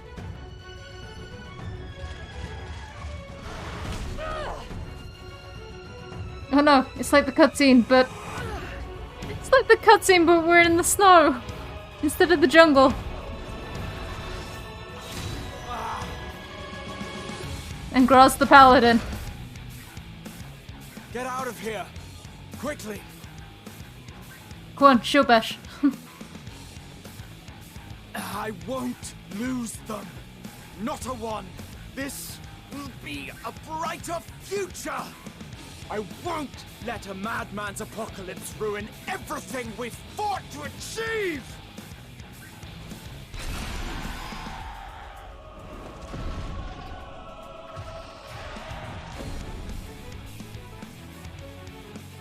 I'm waiting. Get it together, Alize. You're embarrassing yourself. And in front of Father, no less. I'm expecting Alpha Note to just slide You in. might never measure up to our champion.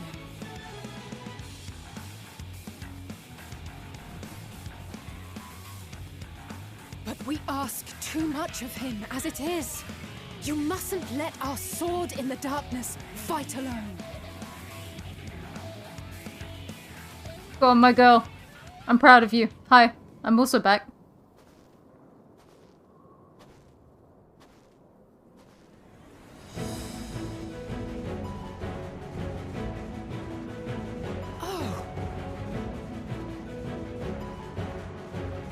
Hello, I've returned. You won't believe the shit I saw. You should never skip your squat regime. I'm back.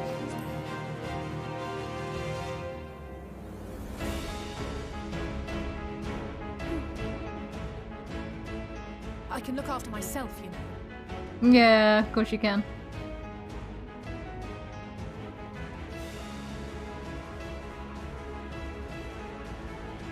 Everything's in order, I trust? I've got a lot to tell you.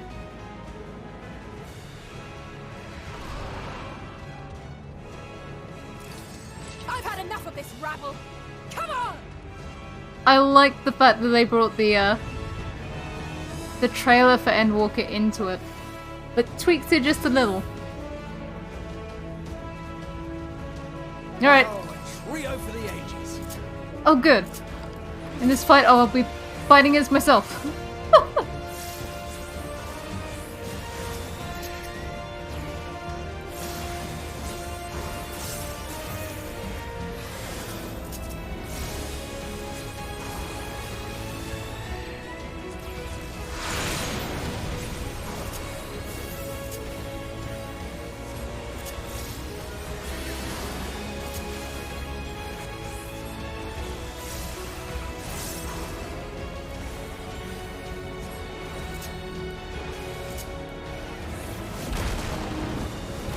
Okay, slightly clipped it, it's fine. Just the beginning. Oh, he goes down a lot easier when it's me fighting him. I'm sorry, Alize. You can do it, but I can just shred it a lot faster than you. Interesting. Oh, yeah? We get the ball. I had a feeling I'd find you here. This should be the last of the worst troublemakers. With Nope. me. Where is Gra? The orb cometh.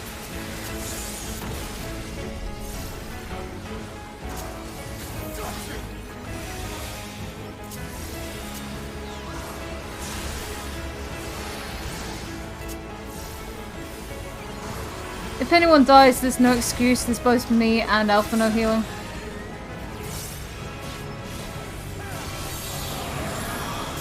Interesting. That's new.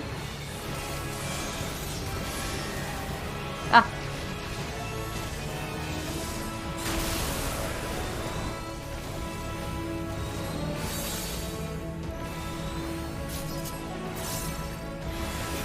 On your feet.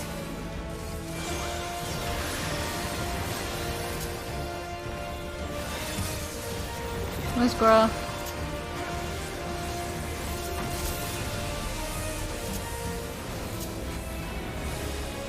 Oh boy, orbs. Close enough.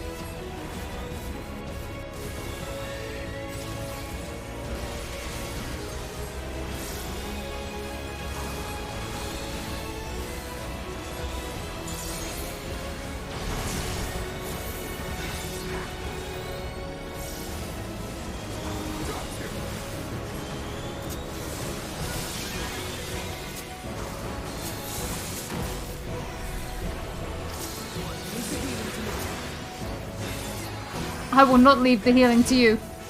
That's my job.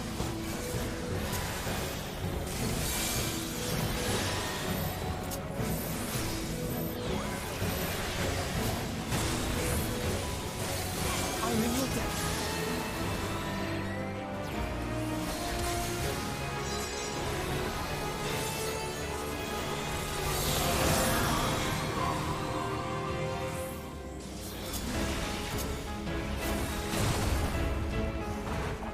You know what? I'll just stay here. Now, where were we?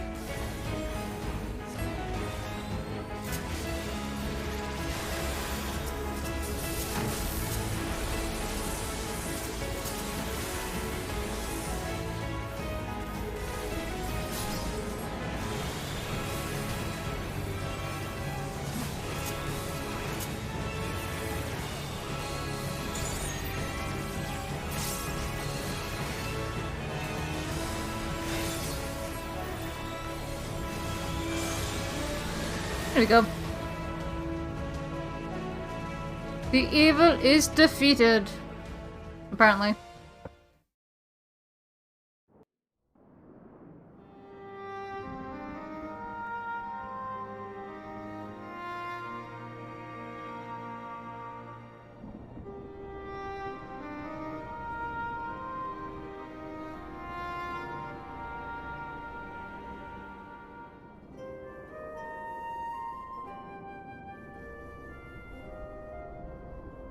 You must board without delay. The ship will depart ere long. Your offer to host us in Sharlayan is most appreciated. But will the final days not soon fall upon it as well? Your hesitation is not unwarranted. The satrap entrusted me with your lives, yet I have failed your comrades. Nor are you wrong to fear that this corruption will continue to spread. I cannot promise you complete safety, even in my homeland.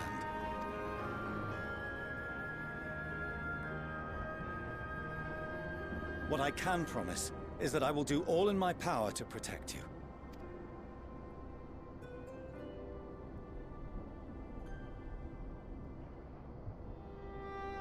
That power is not inconsiderable. Even now, my countrymen are preparing the vessel that will deliver us to a sanctuary on the moon. Join us on our journey there, and beyond, to new horizons. Come to old Sharlayan. Please.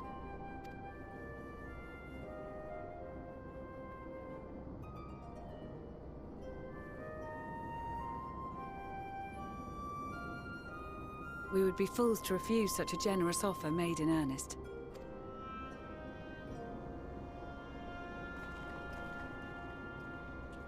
I hate to break it to you, but you're not going to find another world out there that's perfect for living. Seems they've a new destination. The people of Radzat-Han have known too much suffering.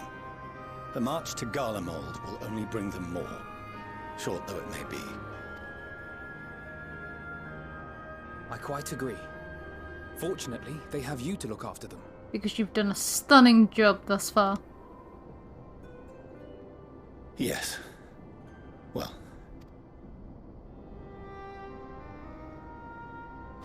Behind you!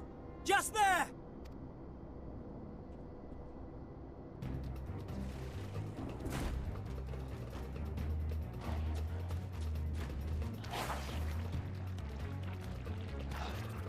More of them.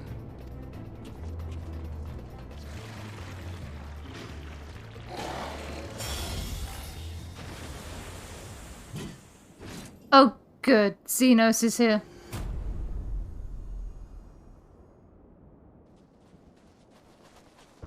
Just what I wanted to see. Here!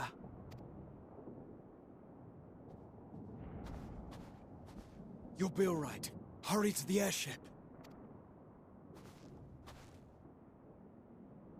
Don't worry about the madman with the swinging the scythe. He does that. That's just his thing.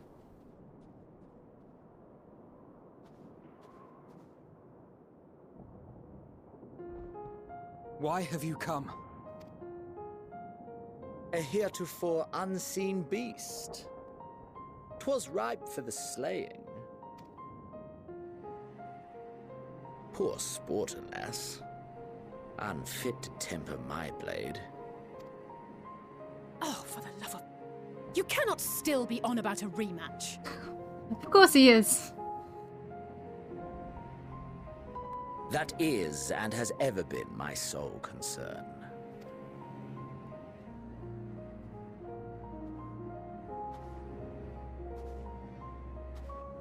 You, on the other hand, are fixated on a different quarry.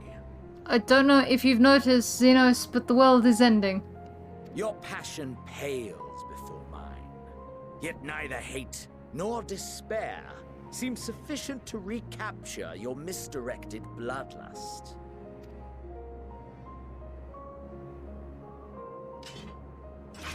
I'm just not that into you, dude. So, I hone my blade, and I wait. That's it. That's all you care about.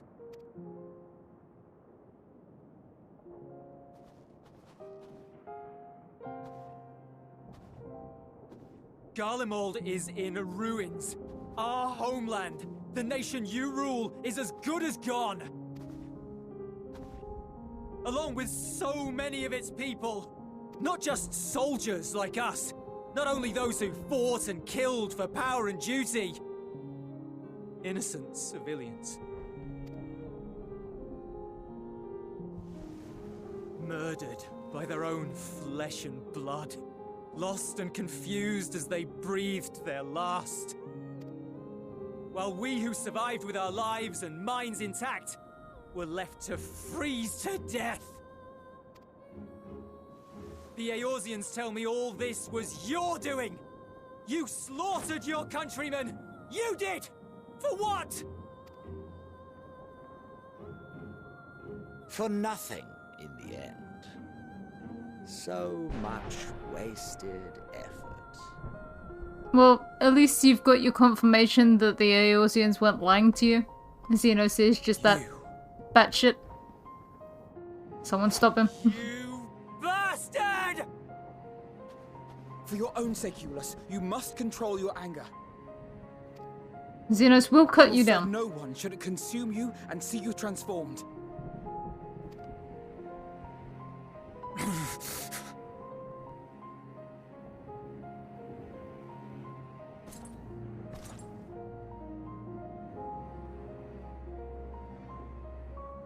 Would you be happier had I a good reason?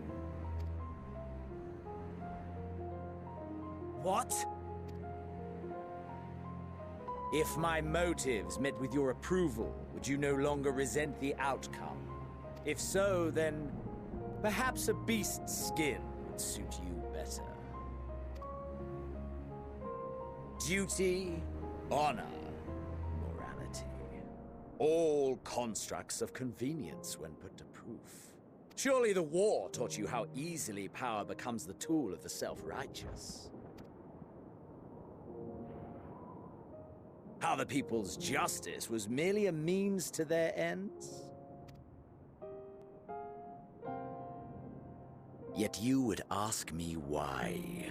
Ask any creature of this star and those above for answers, and they will tell you what suits their fancy. And they would be right to do so. What meaning there is to be found in the petty vicissitudes of your existence must be gleaned by you, and you alone.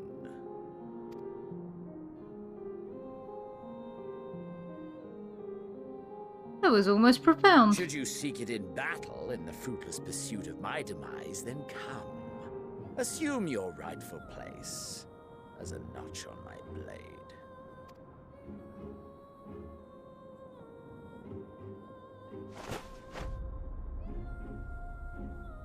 Euless? You are a blight on the Garlean race, and there would be no more satisfying way to expunge it than by beating you to death.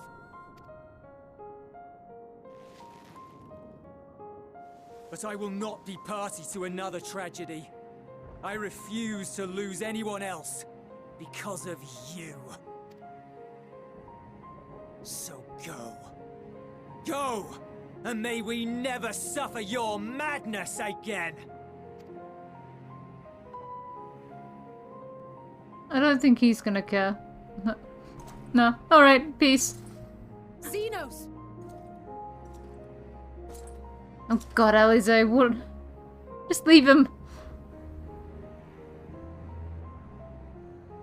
Perhaps you found meaning in living this way. I cannot deny you found strength. Yet if you only pursue your hedonistic pleasures and pay no heed to the plight of others, then no one will give you the time of day. I don't think he cares. You will never get what you want. Not even the battle you pine for so dearly. You'll be alone for an eternity, and you'll deserve every agonizing second of it.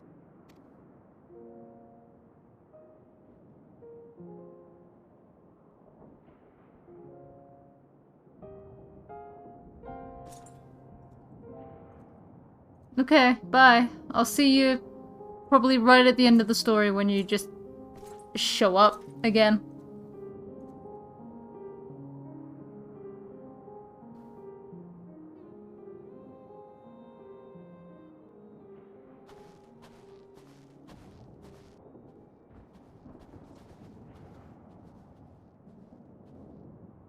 We're ready to depart. The refugee ships will be leaving shortly, but I've asked mine to remain for the time being. There's room enough for you to join me on it, if you wish.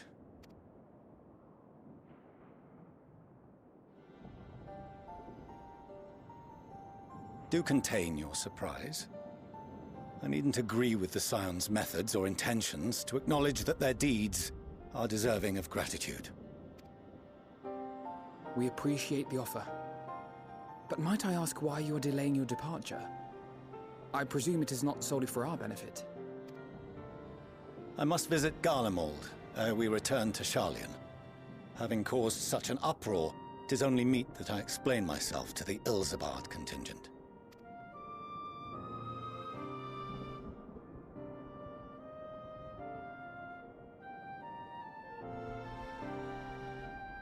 Allow us to accompany you then. We should be glad to facilitate, given our familiarity with all concerned. If you would like to join as well, Euless, we can speak of recent events on the way.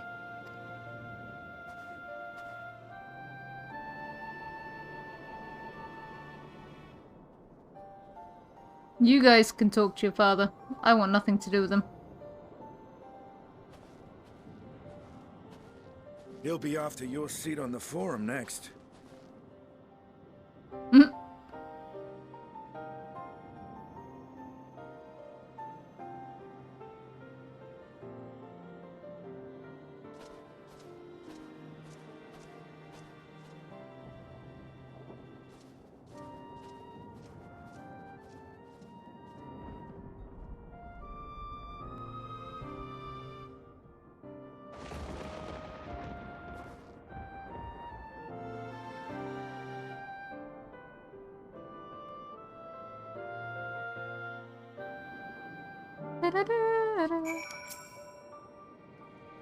To see Xeno standing there, so uncaring and unrepentant, gods, I don't know what came over me. I just blurted out the first thing that came to mind, but looking back on it, I stand by those words. I would say I hope they won't incite him to further villainy, but to be honest, I doubt he even remembers what I said. Anyway, enough about all that. It's good to see you again. It's good to be seen again.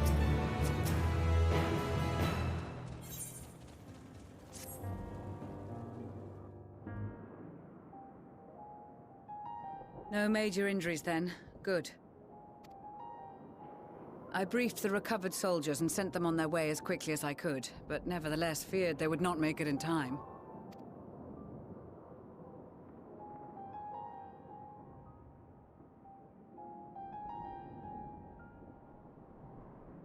The additional support was invaluable.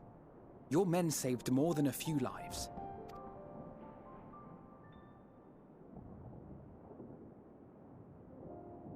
Though not all, I regret to say.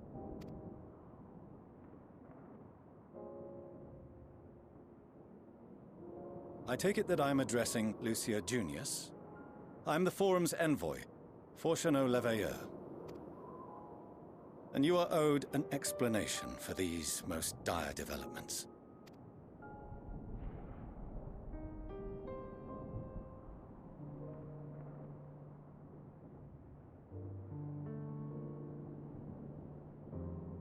Another trial wrought by the final days. I was beginning to suspect as much. You doubtless feel some consternation having been forced to abandon your original plan. But trust me when I say you were right to send the refugees elsewhere. Beasts have been sighted within the capital. Perhaps it was a stroke of grim fortune that the population was decimated beforehand, as they've yet to appear in any great number, but in time. In any case, Maxima leads the remainder of the contingent in an effort to cull the creatures and evacuate the populace as we speak. Once the airships have taken to the skies, I pray your men can be persuaded to join him. You'll permit us to retain our weapons? I wouldn't have sent you after the Scions were I expecting you to stab them in the back. And I, for one, would not consider past transgressions more relevant than future contributions. Regardless of the circumstances that saw us at odds before, we need men of courage now, more than ever.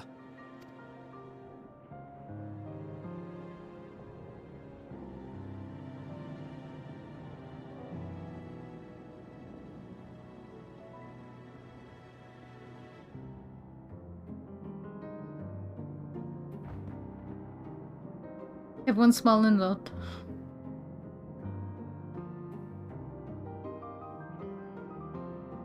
We swore to defend Garlemald, and so we shall.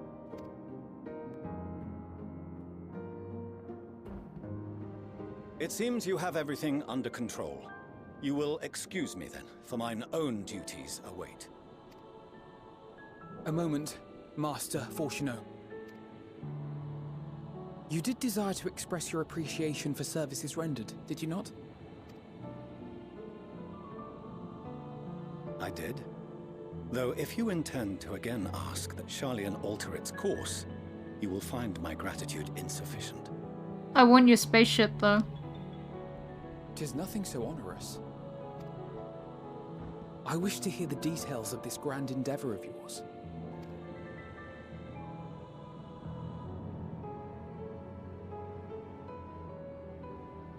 Do you swear to listen and to learn, and not to embark upon some scheme to impede us? No. I swear.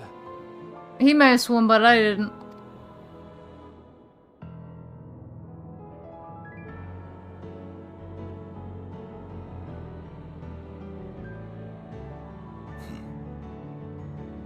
Any other I would doubt, but you I trust to keep your word. For not once have you broken it. Very well. I will request that the Forum make you privy to our plans. You may await our summons at the Baldessian Annex, assuming the decision is in your favor. Does that suffice? It does. You have my thanks. Excellent. You can regale us with tales of your most recent sojourn to the First while we wait.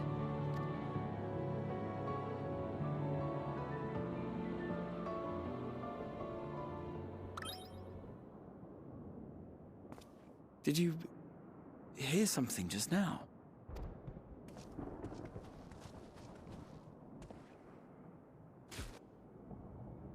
Oh. It's a lullaprit.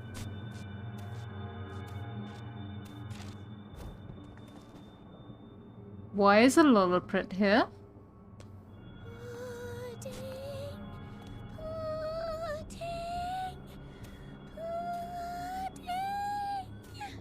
Pudding Way?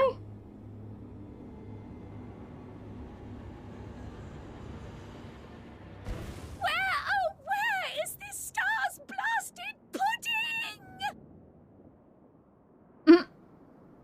Alright. You okay, Pudding Way? Oh, they've all come. Hello. Oh, she's just gonna go off. Dawn may banish even the darkest night, and to this bitter clime bring warmth and comfort. Hello, Ranger. How are you? How have you been? 'Tis heartening to see such an assembly upon my return.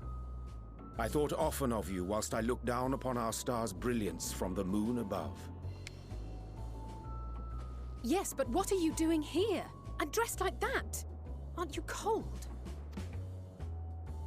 Verily, I fear for my health should I proceed to expound upon our purpose ere I procure more suitable garments. Then allow me to summarize. We're here because none of you lot are up there.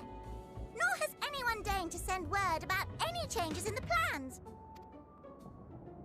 It's rude, is what it is.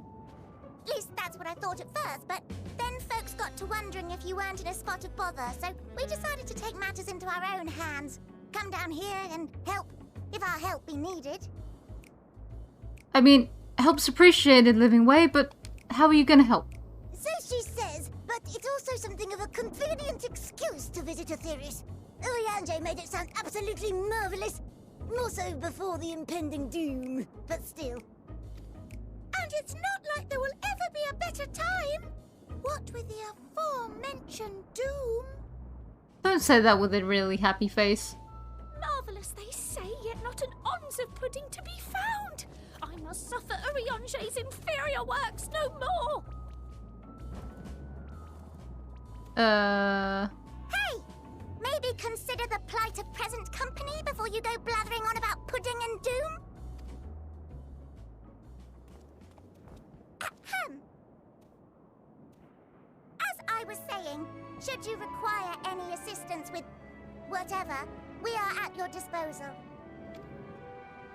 We were born from Hydaelyn's love for the lives of this star, so naturally we would much prefer to see them continue. Twiddling our thumbs up on the moon is hardly conducive to that, though, is it? Aye, not when you've all got such precious thoughts and feelings and hopes for the future deserving of more active preservation. Speaking to Urianger made us realize that while we've carried out our duties to the letter, we've failed to fulfill them in spirit. From there, it was just a hop, skip, and a jump towards resolving to do better. So please, show us how. Help us help you.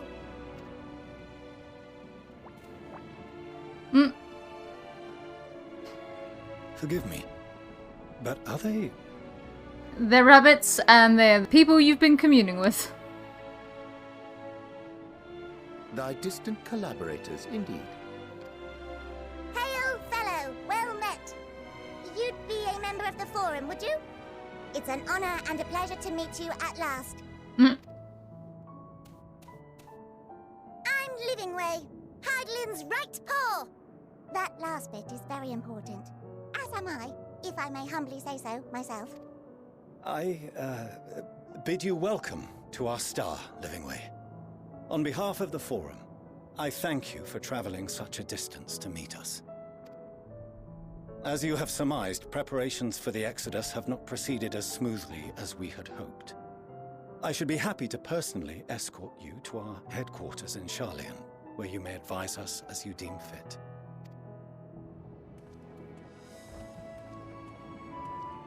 'Twas with reluctance that I set aside the great work of readying the moon for habitation.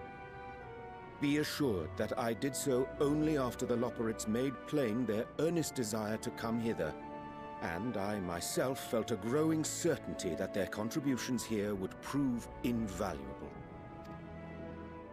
'Tis trite, perhaps, but I followed my heart. Okay, but What are they gonna do?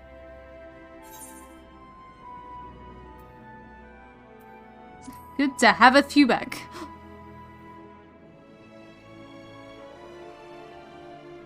For a time, at least. Nevertheless, 'twas worth the journey to find present company well. Wilt thou attend us at the Forum and lend thine own wisdom? Oh god, someone pick up Puddingway. If that's all quite settled, can we start moving before Urianger catches his death? Even I'm freezing out here. You're also essentially wearing booty shorts, so... you know. Oh, I dare say you'll warm up quickly once you're aboard the airship. Sat shoulder to shoulder with our fur-covered friends. Here they come. Ready or not.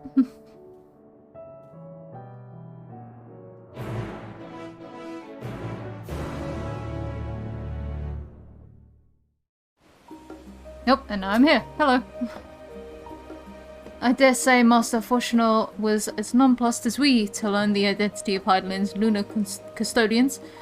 As he will soon discover, they have much and more to offer the Forum. Might I suggest we return to the Annex forthwith? We may yet have time to discuss thy recent adventures ere we are summoned to the rostra. Where the heck am I?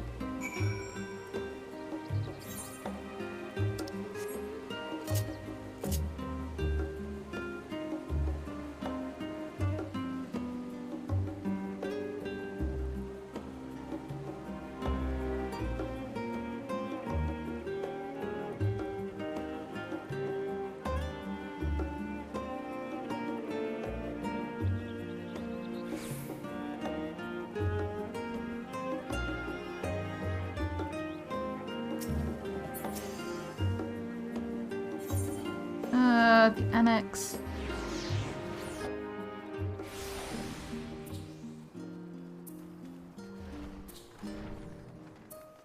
Alright.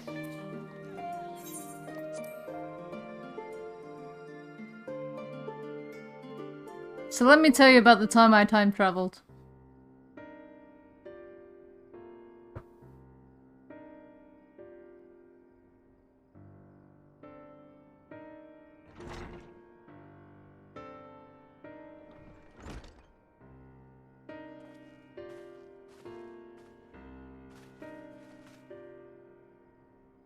Not that I'm complaining, Urianger, but I wasn't expecting to see you quite so soon. Nor I thee. In extolling the virtues of Ithris, I did inadvertently awaken in the Lord Prince a desire to avert our beloved star's demise. Kral tells us you have obtained new knowledge that may aid us in our ongoing efforts. I've news to share regarding our study on the Ethereal Sea, but your findings are certain to be of greater interest, and so I would rather hear them first. To what revelations did Heidelin's Elpis flower lead? So Elpis was actually a giant sort of laboratory. I mean, there were flowers there, but it was also a big testing grounds. And there I saw Fandaniel, and Fandaniel screwed everything up.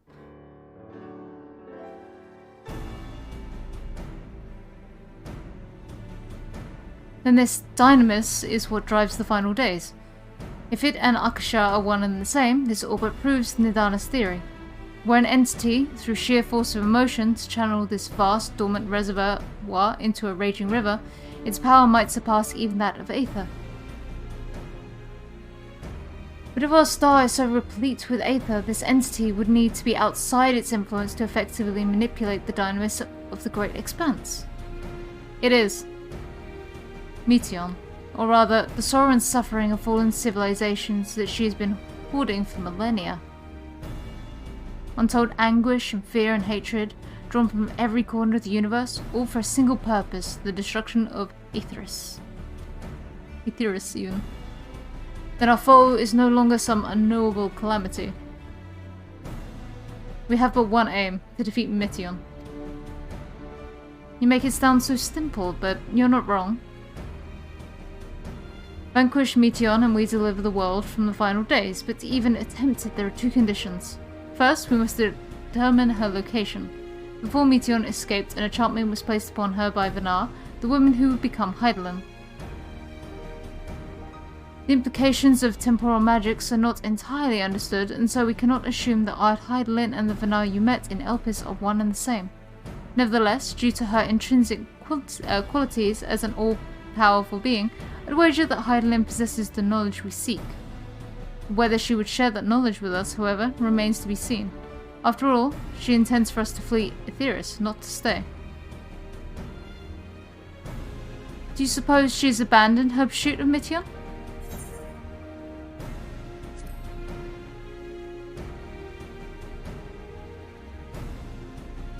That's my impression too. Otherwise, she wouldn't have used me as a conduit for her will, or provided clues such as the Elpis file. I believe she's been waiting for mankind's answer to Hermes' question.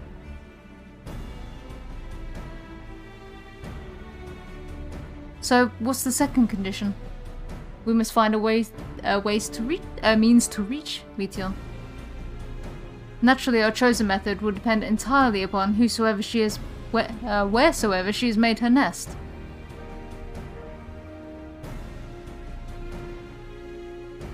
Then communing with Hydaelyn must by necessity come first. Did you and Master Matoya have any luck with your investigation into the Ethereal Sea? Sadly not. Though we enlisted the help of Aranvold and other Echo-blessed allies, we couldn't detect so much as a whisper from Hydaelyn, even from within the Anti-Tower.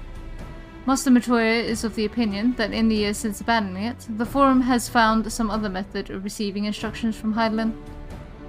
If so, it would most likely be some form of apparatus for observing the Ethereal Sea, built closer to home. Hello? Who is it? Sorry to interrupt, but we just received word from the Forum. Your presence is required in the Rostra, where they intend to discuss the Great Exodus. Then Father was able to persuade them. They're finally taking it seriously. Let's see what they have to say. Hello, members of the Forum. I would like your method to contact Hydaelyn and your ship. I receive a method to contact Hydaelyn and a spaceship. You receive the moon and a bunch of moon bunnies.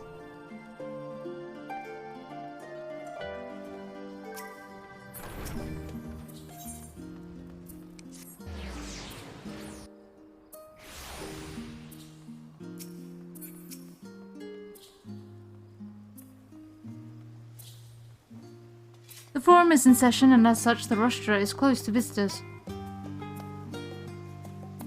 A sign of the 7th dawn. Very well, you may wait in the corridor. Of course, entry will only be permitted on the condition you leave your armaments at the door. Lest you forget, this sacred institution holds rational discourse in the highest.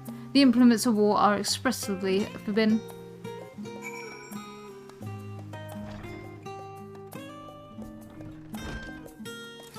Screw you!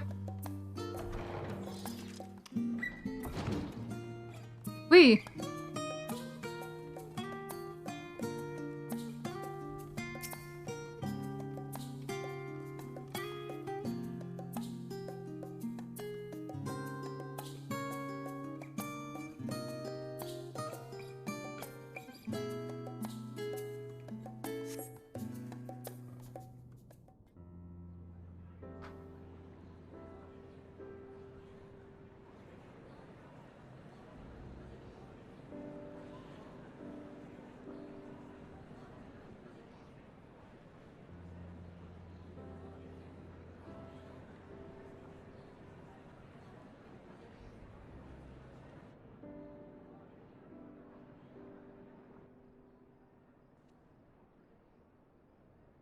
There is a matter I wish to raise with you before we enter. We are here to listen and to learn. But if the Forum's plans are more or less what I expect, then I should like to make a proposal that will serve our ends. By your leave, of course.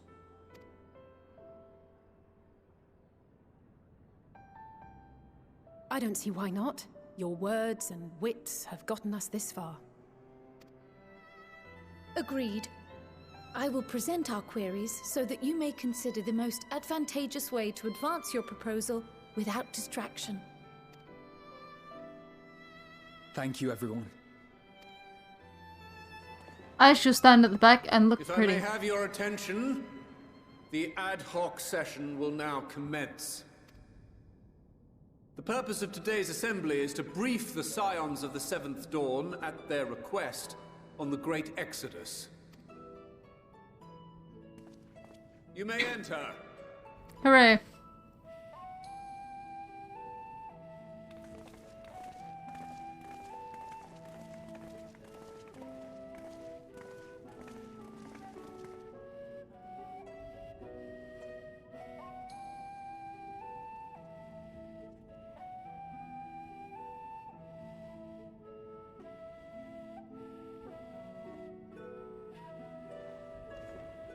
On behalf of the Forum, I commend your heroic actions on the Magna Glaciers.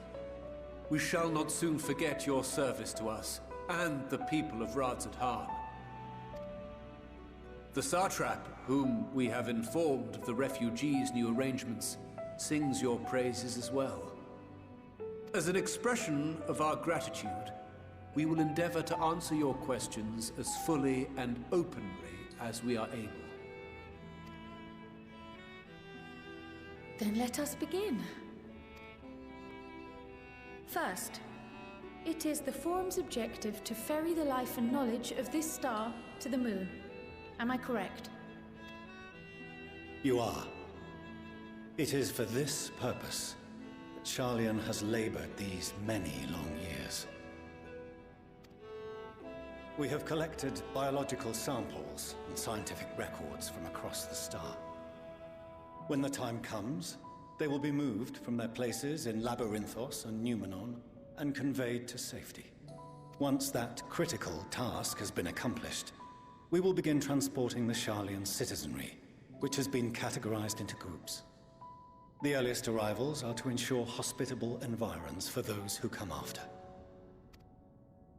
Following our people, we will send those of other nations in turn, beginning with our allies.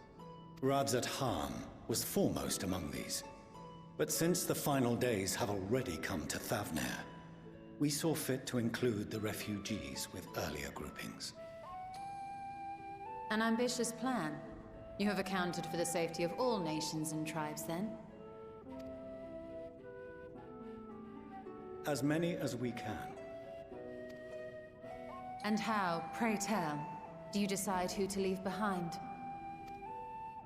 To journey beyond the sky is an unprecedented and immeasurably difficult endeavor. Introducing sources of inevitable conflict would condemn all to certain death. So basically no beast tribes and no Gallians. Got it.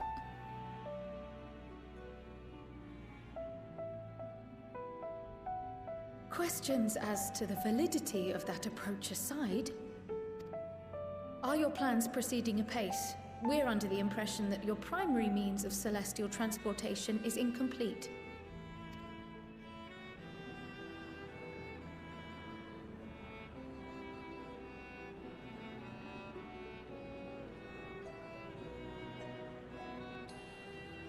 If only in that it does not meet our optimal parameters, that is correct. Also it flies, but it doesn't fly well. Alright, sure, that's what you want to travel your populace up. This Ark, as some have taken to calling it, is fully operational and could be launched even today. However, the final days have progressed more quickly than we anticipated. At present, the ship is incapable of attaining speeds sufficient to meet our evacuation targets. Should we put the vessel into service, as it is now, we will be unable to travel to the moon and back quickly enough to complete the necessary number of trips. Precious lives and knowledge will be lost. Seven hells. Is there anything to be done? The ether burner, the primary means of propulsion once the craft is in the space between stars, is undergoing testing to determine whether it can be made more efficient. Though cargo is being loaded for the initial phase of the Exodus, we are prepared to continue our experimentation up to the day before launch, should it prove necessary.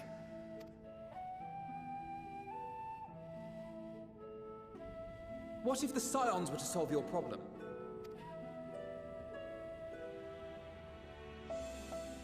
We shall help devise a means to improve the ether burner's efficiency, on 2 conditions.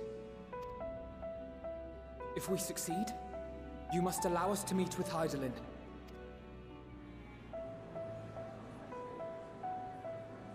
'Twas simple enough to deduce. You have a Concord, and so you would never have abandoned the Anti-Tower had you no other means of communication. One far more convenient, I suspect.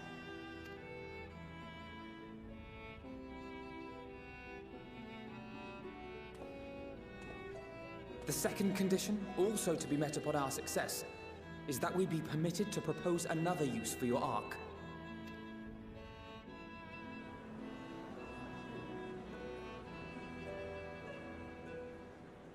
We would be at liberty to refuse this proposal. Of course. If we cannot prove its merit to the 99 here, who are we to stake on it the lives of all peoples of this star? We would still like to commune with Hydaelyn, though. Delightful as always, Master Alfino.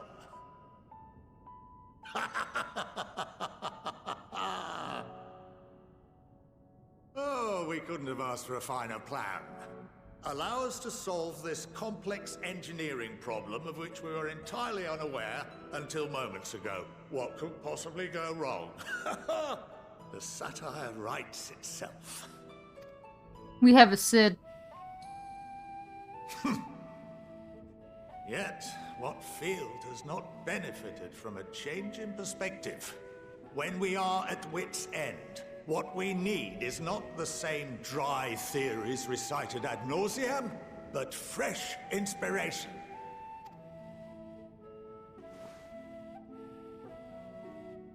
I, for one, have faith in my erstwhile students to provide it, and I find their terms to be perfectly acceptable.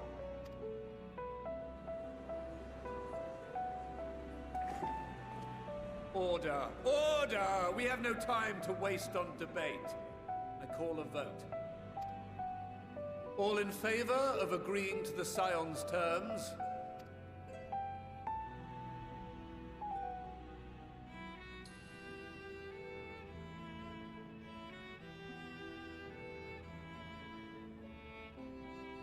Who's good at counting quickly?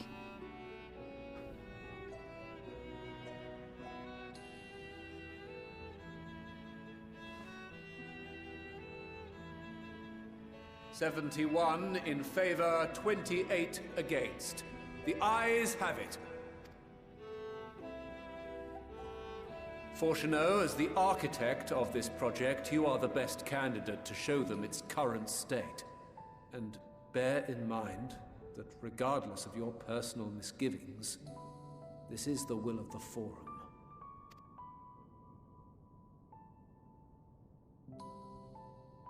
Very well.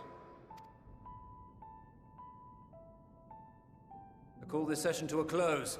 Return to your tasks with urgency. The final days wait for none. Okay, so what we've got to do is make an engine go faster and be more efficient.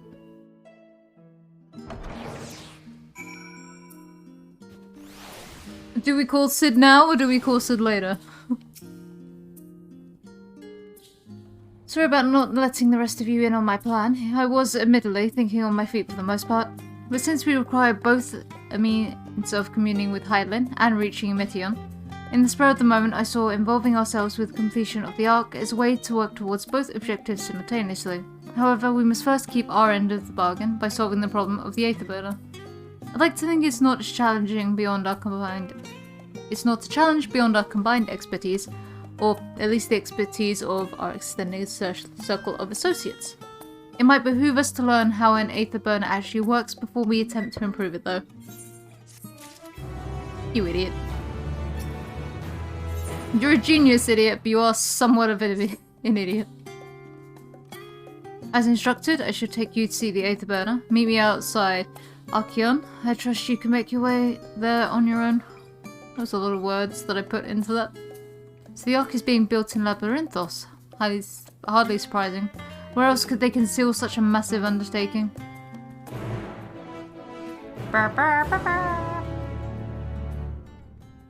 Alright. Labyrinthos.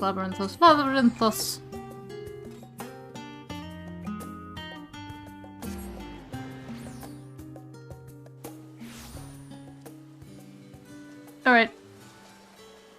Let's go. Our destination lies in the lower levels. The Forum, in its wisdom, has granted you access to the left. Step inside and have Opheline take you to the medial circuit. Oh, thank God we don't need to climb down a cliff.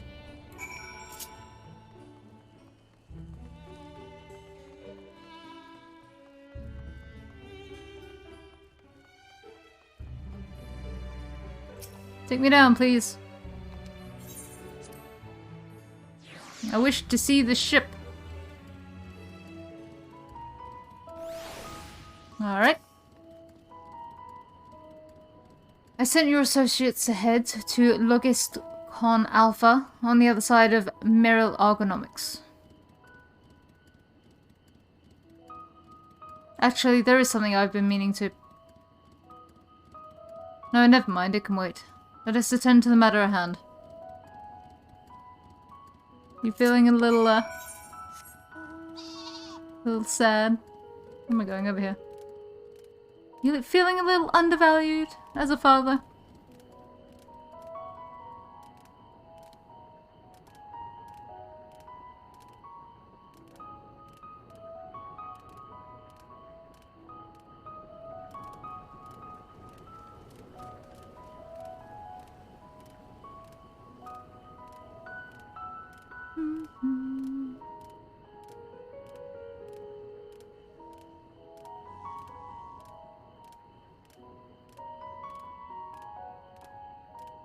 Go, go, go.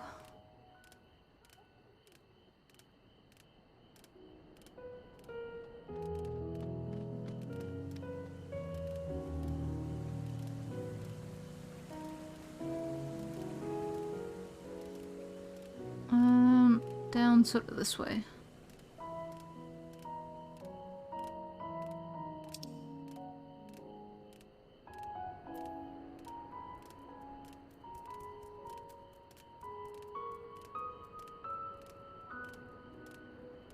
Where am I looking? That door. That's where I'm looking.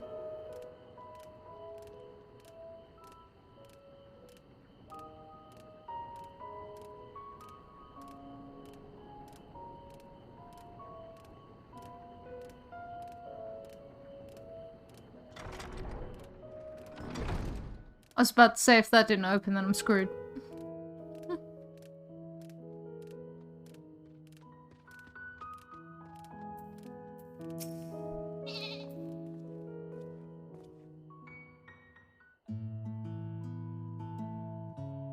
We have to wait here while our father arranges for us to use the next lift.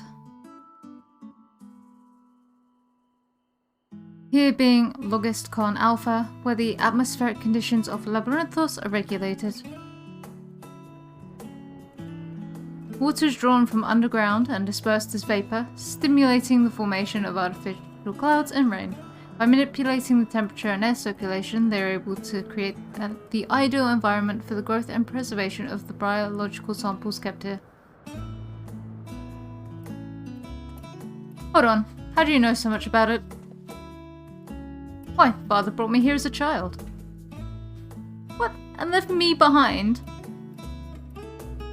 Actually, you're the one who left me behind, when you went off somewhere with grandfather.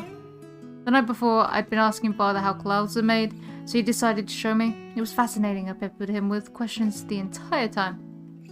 It is all too easy to take for granted the many interweaving aspects of the natural world, to grow inured to the wondrous. But having gained an understanding of the complex mechanisms employed by the Lollipots in recreating a similar environment, I have come to view such processes in a new light.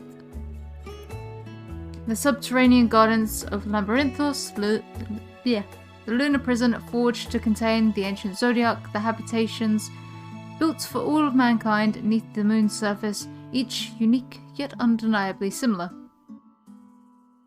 It is no mere coincidence.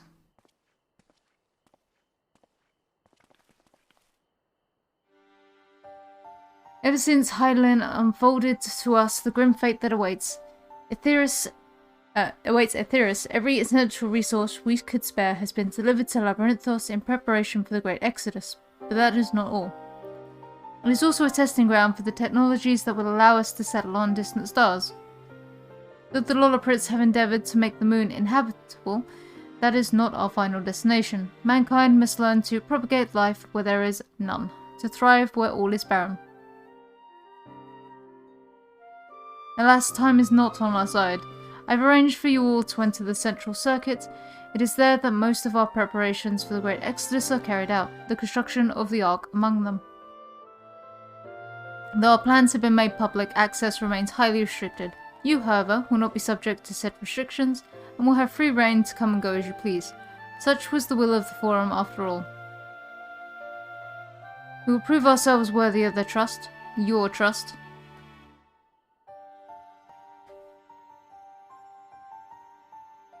Then let us proceed.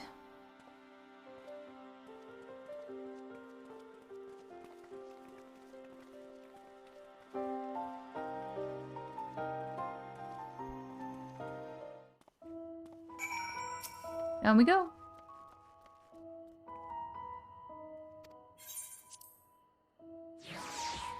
Dun, dun, dun.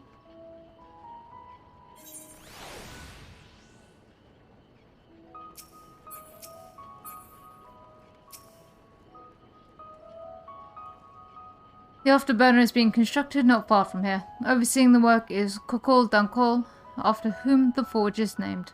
Once the necessary introductions have been made, I shall leave you with him to discuss the particulars. This way.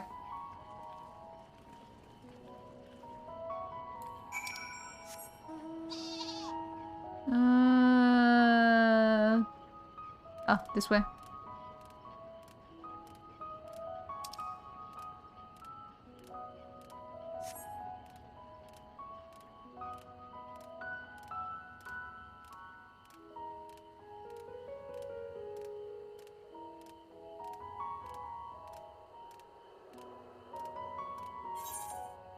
I was gonna say, maybe this place won't have enemies, but nope, there's still some. There's still some here.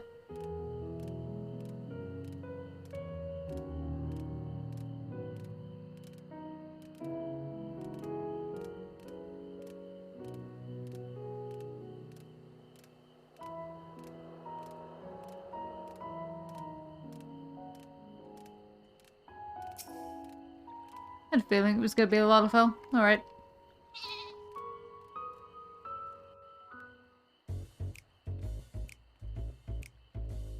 Alright, I know Diddley Squat. Swap them out.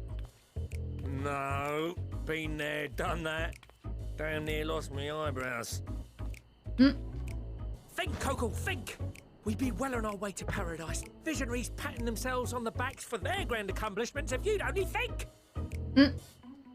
Yes, that does sound rather lovely. Yeah! I mean, masterful, you know, what a pleasant surprise. We're not blasting off already, are we? The schedule remains unchanged, for better or worse. Which is why the Forum has elected to accept assistance in resolving the ether burner conundrum.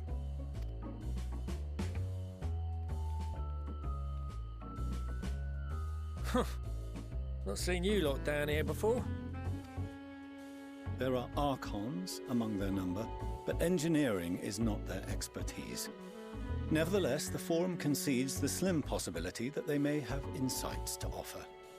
If not, you are at liberty to return them to the surface, by whatever means you see fit. I assure you that won't be necessary. Now, about your troubles with the ether burner. Aye, aye, I'll walk you through it. Suppose I could do with a change of pace. As the name ought to tell you, the ether burner burns ether. ambient or otherwise, and transforms it into motive force. Think of it like a giant bomb that never stops exploding. Even out in that black void where the ether's right sparse, it's strong enough to move our arc. And it probably won't kill you like an actual bomb. But it ain't perfect. According to my calculations, to travel to the moon and back fast enough for the forum's liking, the conversion rate needs to be 6% more efficient. A measly 6%, you say? But if I could have squeezed even another 0.6 out of it, don't you think I'd have built it that way in the first place? Hast thou consulted with the Loporrits? Yes, they too are conducting their own research, for lack of a ready answer. The moon's propulsion systems are considerable, naturally, yet they are commensurately massive. It is no easy feat to convert their technology into an efficient means of propulsion for a teeny tiny toy boat, as they say, and as I most certainly do not. Yes, exactly! Damn it all, I asked for refined adamantite and they send me uppity rabbits with inscrutable, ancient, incompatible technology! You're trying to drive me mad! Do you speak of Allegan refined adamantite, perchance?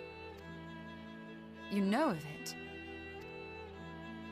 Of course he does. Only in the most general terms, I'm afraid.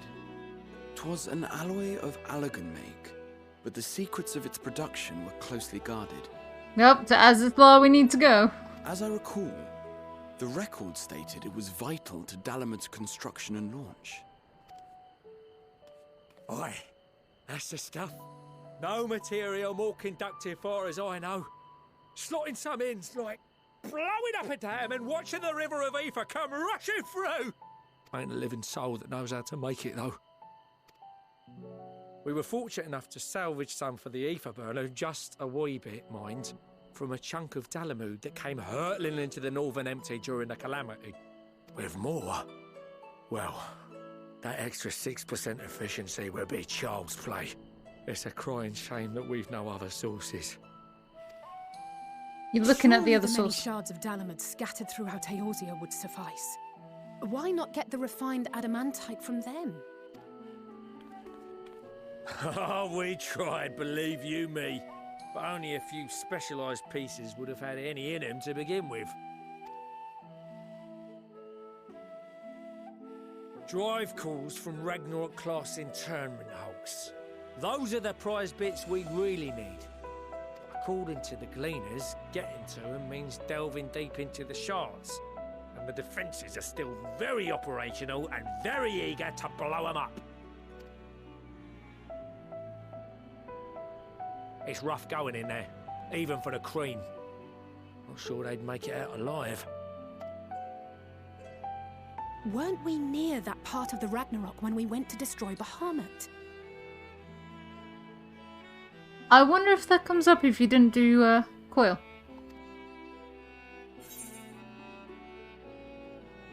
The White Raven's ghost, it haunts me. Don't make me go back. Heavens, are you alright?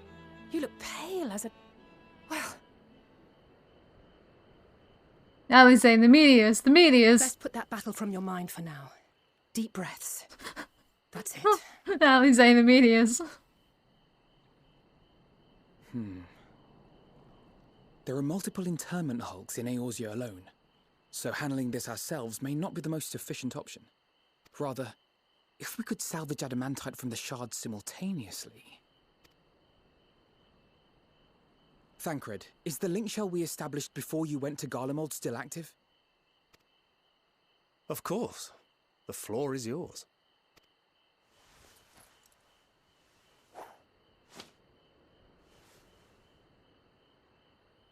What's all this?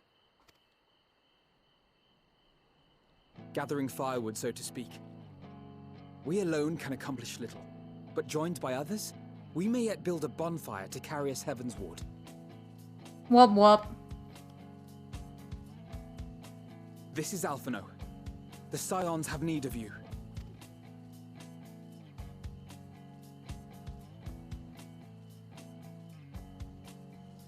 Understood. I will contact the Lord Commander and dispatch our finest at once. My sisters are somewhat preoccupied with the final days, so I will lead the 12-foot expedition myself. Are you aware of any other sources of refined adamantite?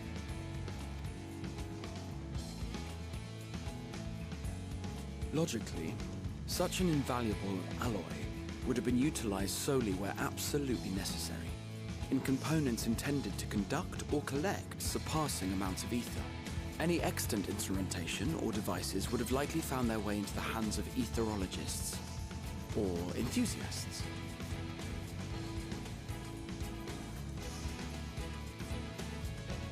Magical artifacts of Allagan design? The Eastern Alliance will send word to one and all. Are there other ways we may offer aid? No shards of the Lesser Moon scar our soil, but our stake in this cause is no less for it. Is there anything in Othard that might be of use to you? What did you say? Oh, you got friends in far places, lad. Any road. If you're offering, I wouldn't say no to one of those Far Eastern sacred relics. Some of them could hold enough ether to summon a whole damn primal. Combine a source like that with the ether burner, and 3, 2, 1, kaboom! Bug the Kojin then. I gather you heard his explosive enthusiasm. Might you secure us a suitable relic? It shall be done. I know little of machines, but I promise we will do our utmost to gather the materials you need to finish your starship. I am glad for the work, in truth. Better to busy oneself than wait and fret over disasters foretold. Then why are we all still standing about yapping? There's plunder for the taking. And I'm a born plunderer. Oh, I do like I'll Sicard. be an old Charlian before you know it. Start mixing the grog. I'm certain that can be arranged. Thank you all, and do be careful. Just like that. Aye, just like that. Our refined adamantite is on its way. Now let us consider our next steps, shall we? There's yet much to be done.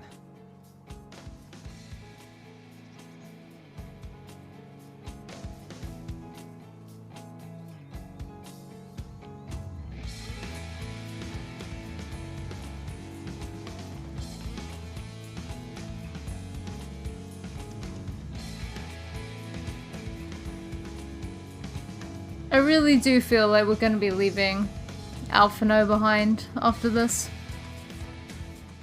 They're setting him up to be, I don't know, to either stay here or to be like a home base character instead. Times like these were reminded of how famous or infamous Alphino has become. Who'd have thought he could achieve so much with a single link pearl conversation? As we're expecting rather a lot of visitors in the near future, I'd best return to the surface and inform the relevant parties. I also have a contact of my own that might be worth a try. Oh, and who might that be?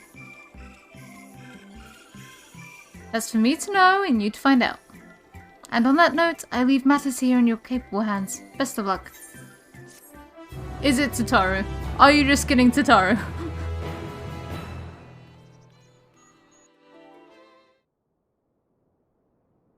Meanwhile, in Uldar,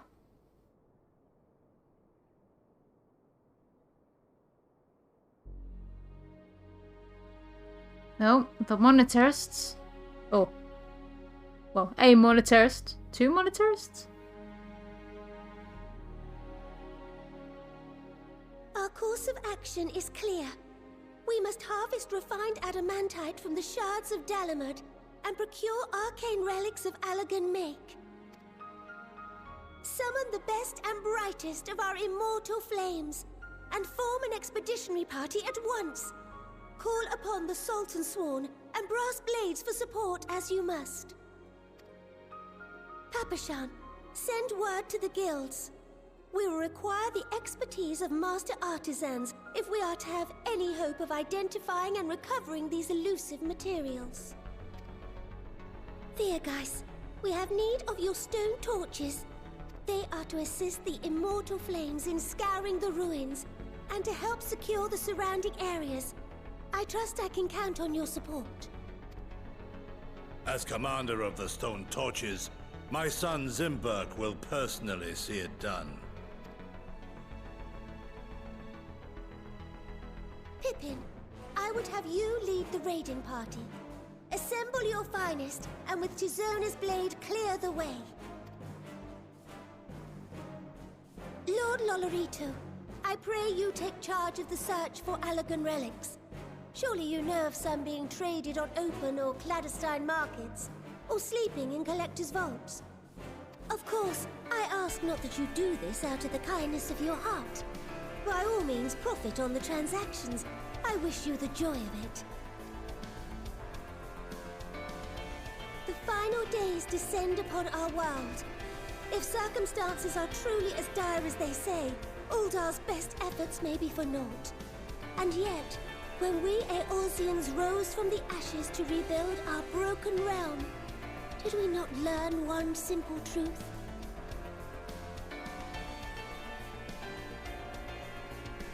That which seems all but impossible to overcome alone may yet be possible if we stand together. It was the Scions who united us then, and it is the Scions who call upon us now. Uldar will answer that call. We will summon our courage and join the fight for our world's future. You know your duties. I, Nanamo Ulnamo, 17th in the line of Ul, bid you good luck and Godspeed.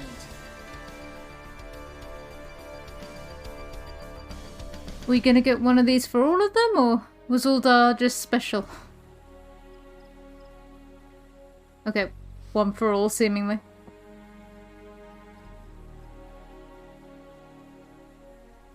That's a nice little bookend. Starts with you listening to a bunch of speeches, ends with you listening to a bunch of speeches.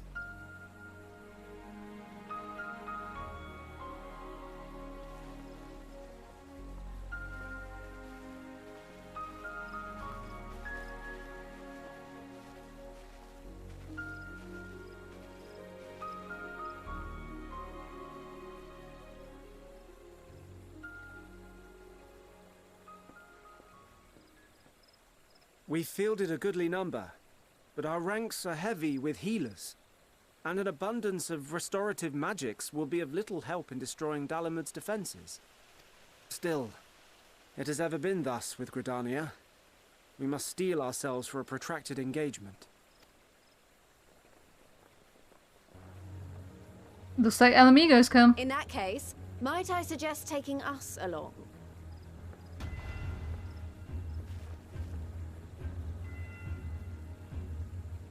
Commander Hext, what are you doing here? None of the shards in Girabania are big enough to hold an internment hulk. So we said to ourselves, why not lend our neighbors a hand? We thought you might be short on people with a talent for breaking things. While it pains me to admit it, you are right. Are our deficiencies so plain to see? It might have been a lifetime ago, but I was once one of the Scions assigned to the Shroud. I know this forest well. I know your people. And I know we will be stronger if we fight this fight together.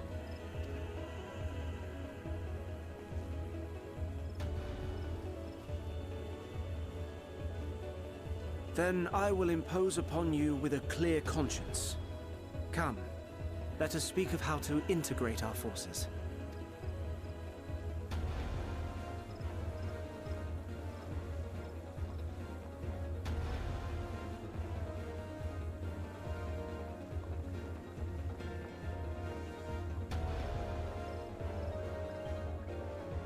I won't let it all be for nothing. I promise you, Papalimo.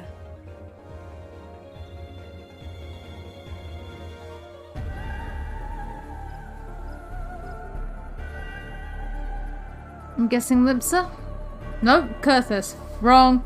Temple Knights. Or Ishgardians.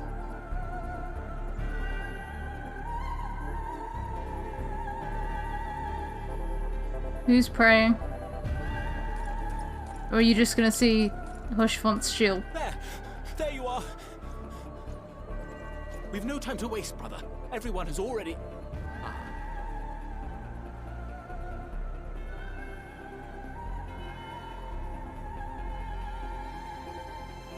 Ah, the better brother.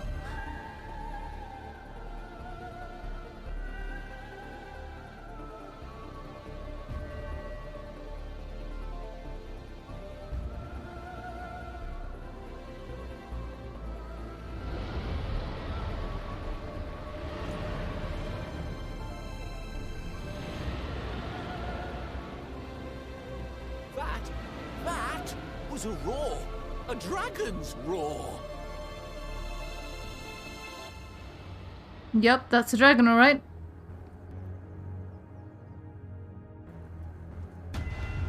Are we... Okay, we're not gonna figure out which dragon it was. We're just gonna say it was a dragon's roar and move on. Alright.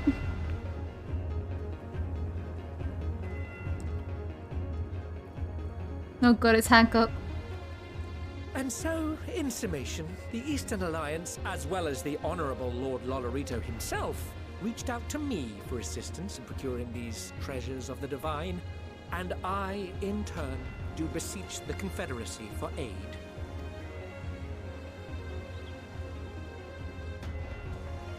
Ah, the Kojin. Hmm? Is that... Hancock? What a surprise this is. And a fortuitous one at that. I have a favor to ask, you see. Has Soroba never had a voice before?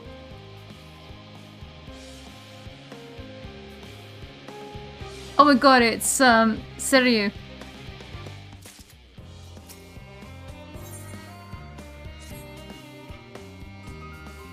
Though our friends are searching for refined adamantite and sacred relics, we will only know if they meet your requirements once they've arrived. In the meantime, is there aught else we might do to be of service? Ah, you've already done more than enough. If I had to say though, I could use someone who knows a thing or two about Allegan technology. Well, that's Gra. You there, the lad with the red eyes and matching hair. You seem to know more than the average scholar.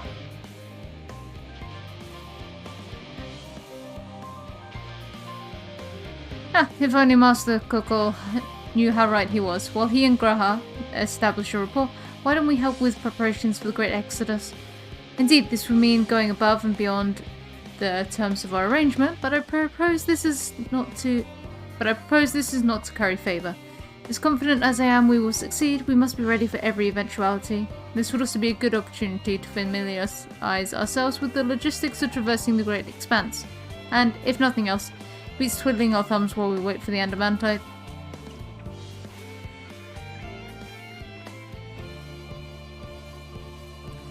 Well, ain't you a bunch of helpful buggers? If you have a mind to lend a hand, I know where you ought to go. Chalet and Hamlet is lousy with researchers and scholarly types. Busy in themselves preparing for the Exodus. Pah, that lot need all the help they can get. Well then, off we go.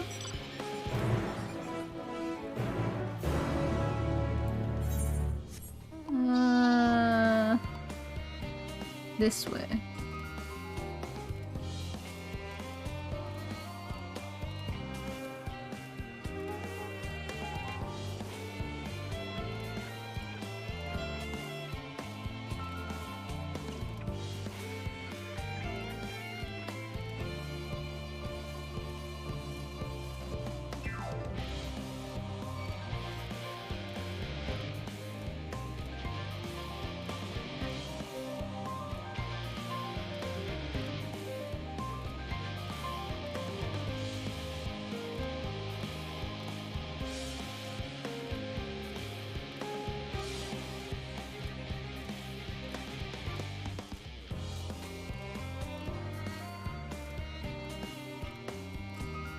Go, go, go. I want your aetheryte. I'm coming for it.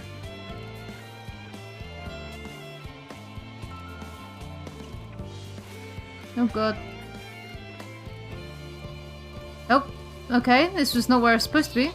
and I found this instead.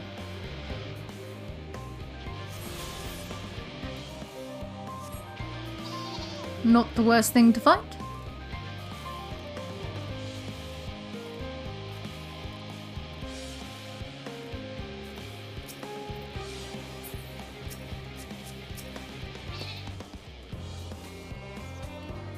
From what I can tell, a lot of the people actually live down here.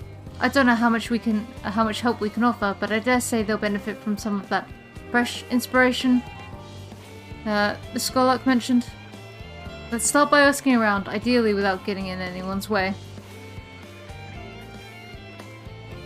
Let's meet by the Aetheryte once our work is done.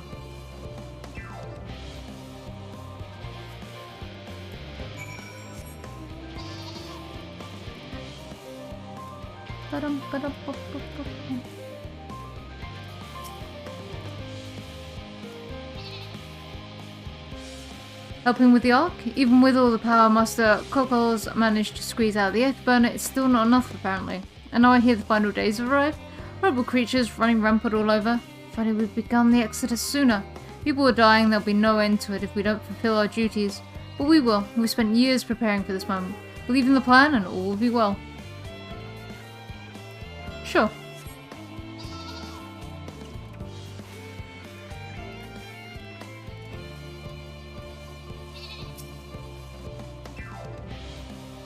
Oh, hello. Are you one of the new helpers?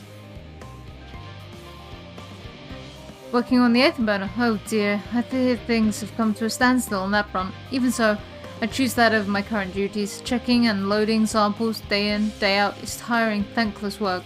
Still, I don't want to be cross if I misplace a few legumes or what have you. The forum's got enough on their plate as it is. What with deciding who gets to board the Ark and when, lots of people have opinions about that. My heart goes out to Master Foshinol and the others.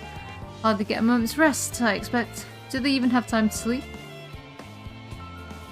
I don't know, not my issue.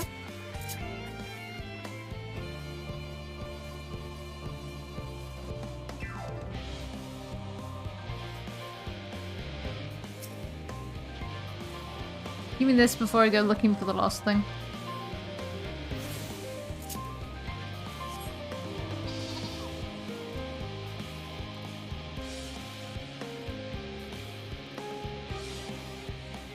It's a rogue!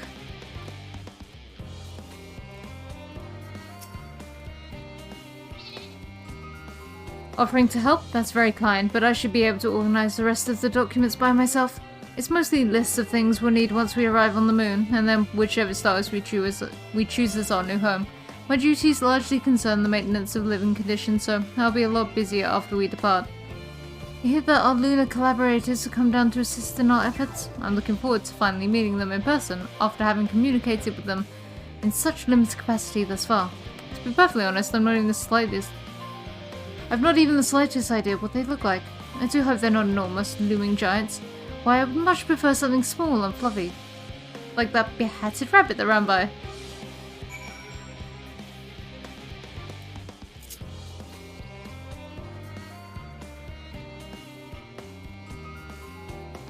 Where is it? Where is the lollipop?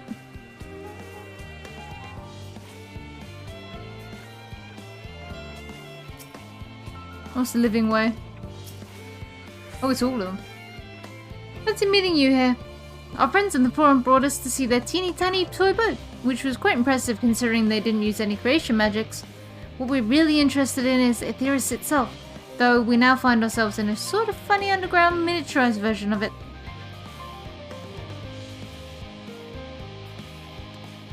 We were hoping the forum would give us a guided tour, but it appears they're rather preoccupied. Honestly, all the time to prepare and they're still not ready. I suppose we'll just have to show ourselves around, or at least that's what we were planning to do, until we chance upon Urianger and your good self. Since you're both dawdling about engaging in idle chit-chat, perhaps you could show us a few points of interest? Wouldn't that be fun? As though I know where I'm going.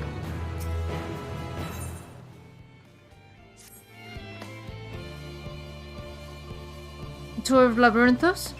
An unexpected yet prudent suggestion. Given the similarities betwixt this artificial environment and Bestways Burrow, it would be in our best interest to have the Lolliprits acquaint themselves with those conditions deemed optimal by their Charlatan collaborators. I fear, however, that continued reliance upon my limited knowledge would risk narrowing rather than broadening their perspectives. Mayhap thou art better suited to lead this venture? What a marvellous idea! Might we begin with that great big what's-it over yonder? Ah, yes, the what's-it. I shall leave his explanation to Ixia. What am I going towards? What is a giant what's-it?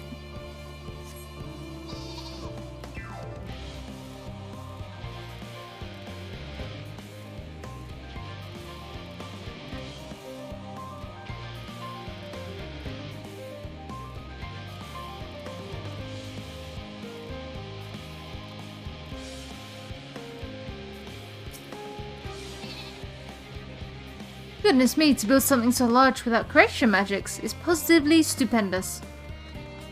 Perhaps you could direct our attention to its most important features? I don't even know what the building is. Oh god, I don't even know. What am I looking at? Oh, I'm looking at this.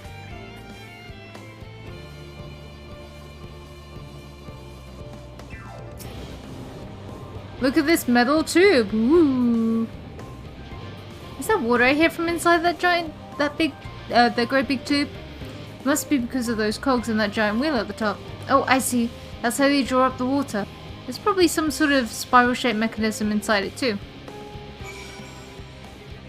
Thanks.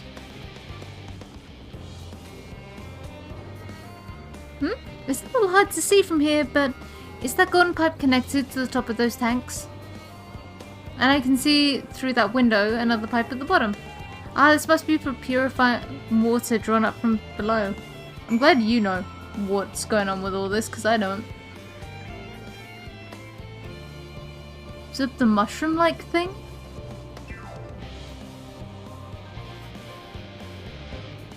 What mushroom-like? This mushroom-like thing?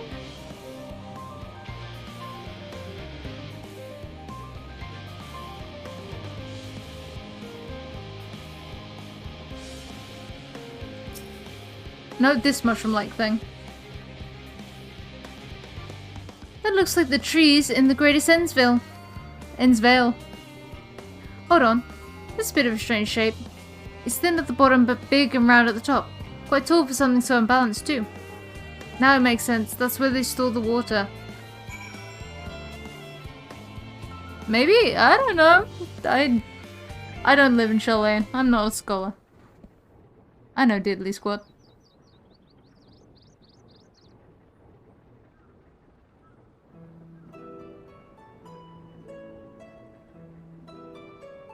Well, if I were to hazard a guess, water drawn from underground, presumably with some other mechanism, is purified here and stored in that tower before being distributed elsewhere.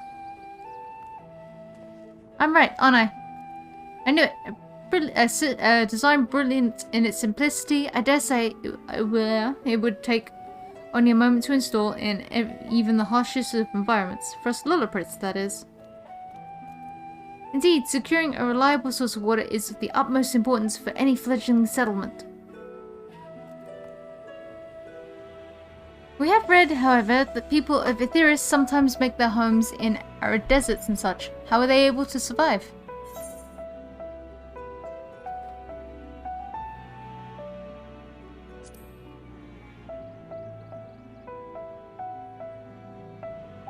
So, wherever you choose to live, you're never far from water.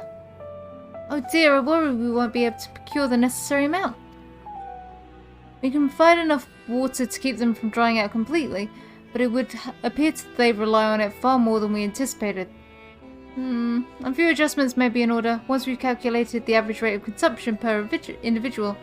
It may also be worth learning more about how exactly they obtain their water in the first place. Master Alphino spoke of the machinery responsible for that feat during our journey through Logisticon Alpha, did he not? Mayhap the Lolliprits will share his appreciation for the engineering marvel. Oh, yes, that sounds absolutely splendid. We must journey beyond the sanctuary of Charlene Hamlet. I shall lead the way. You mean we'll have to brave the untamed wilderness? Valid concern indeed. We could not help but notice that many dangerous-looking creatures with big nasty teeth lurking beyond the safe confines of this settlement. Were we not escorted here by burly custodians, I dread to think what would have become of us. Regrettably, to many hungry predator with the aforementioned big nasty teeth, lollipops may appear to be a potential and rather appetizing source of sustenance. Might I impose upon thee to assist in securing safe passage to Logist Con Alpha? For my part, I shall act as an escort to Living Way and Cooking Way. I entrust Singing Way and Growing Way to thy care. Alright, I'm taking 2. A more valiant protector they could not wish for. Godspeed.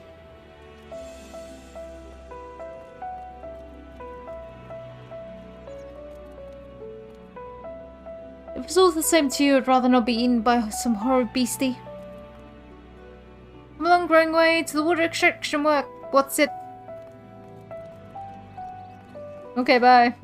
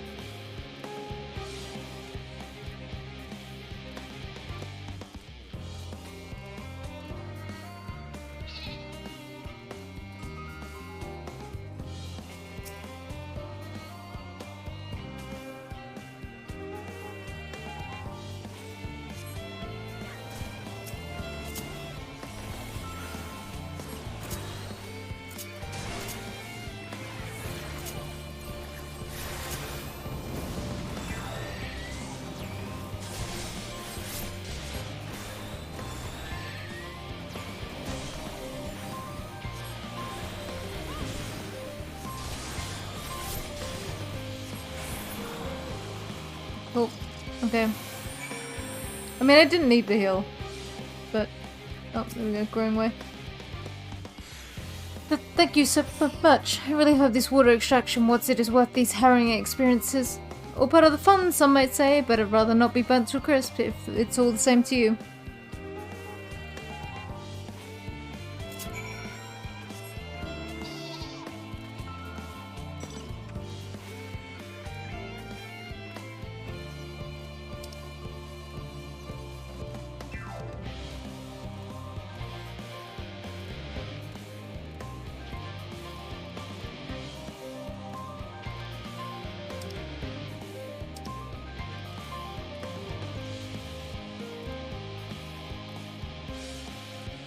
Got very confused there as to where I was going.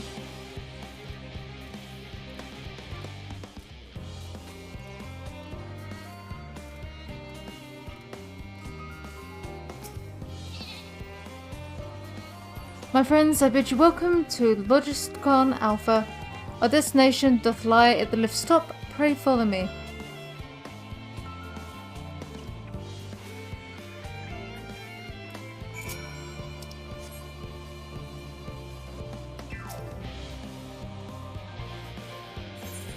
Going up.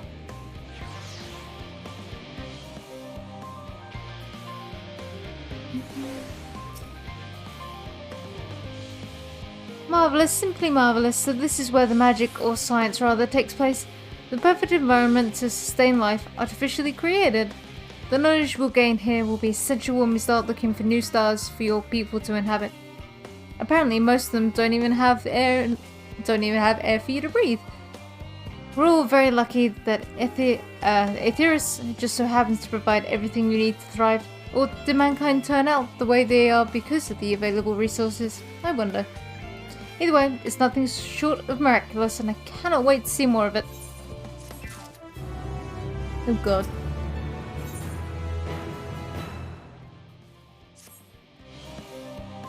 It's still very wonderful, I'm sure, but I was rather hoping to learn more about your nourishment provision facilities. In other words, where's the food? I believe both the knowledge and consumables you seek may be found at Muriel Ergonomics. As I imagine Singing Way and the others intend to study every conceivable facet of this apparatus, wouldst thou be so kind as to escort our visiting culinarian? Yes, that sounds much more interesting. Hopefully I'll be able to see firsthand some of the delicacies Ryunjo was telling me about. Even his incredibly vision, if a bit too verbose, descriptions cannot compare to sampling them myself. Not to mention, Aetherius will soon be no more, so I must learn all I can while there is still time.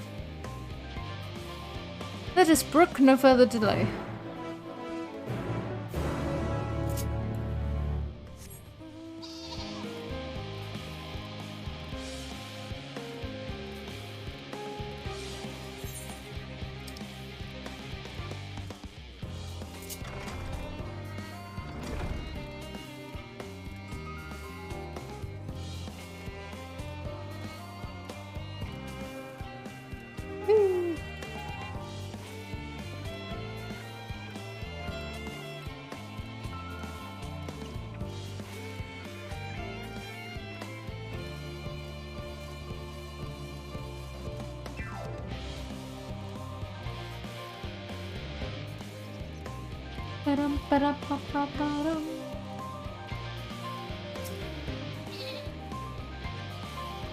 This is the place, yes. The heady aroma was enough to guide me here, and I've spotted several of the fruit and vegetables featured in our compendium.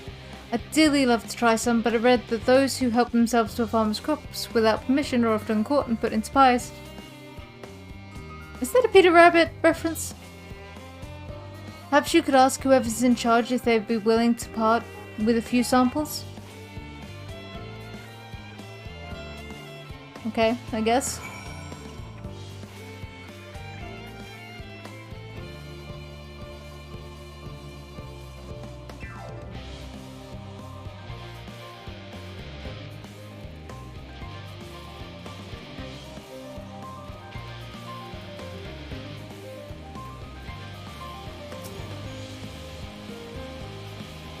What a fine mess this is. Oh, it's you, the one who climbed down the main shaft. I'd show you around if I could, but I'm rushed off my feet preparing for the Exodus. And I'm not the only one. We've all got to find ways to do what we do down here, up there. First on the moon, then on whichever star the Forum decides will become our new home. It's all so sudden, so unreal. Don't you want to go to the moon? Well, it's better than waiting for the final days to claim us. But no matter how carefully it's all planned, we'll never be able to take every variety of flora and fauna with us. Even the ones we can take may not survive in their new environment. So many species doomed to extinction. Sorry, that's not what you came to talk about, is it? Nothing quite so dire, I assure you. We merely wish to sample a little of your produce, if we may. By all means, help yourselves. Much appreciated, my good fellow. So, where to begin? Heck if I know.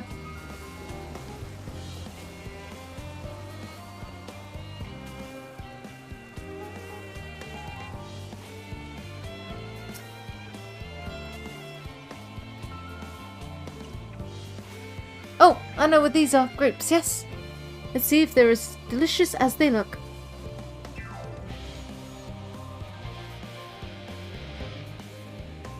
So sweet, so sour, the taste is much like a ripe philosopher's carrot, and yet the texture is entirely different. The contrast between the outer skin and the fruit within is most peculiar, though far from unpleasant.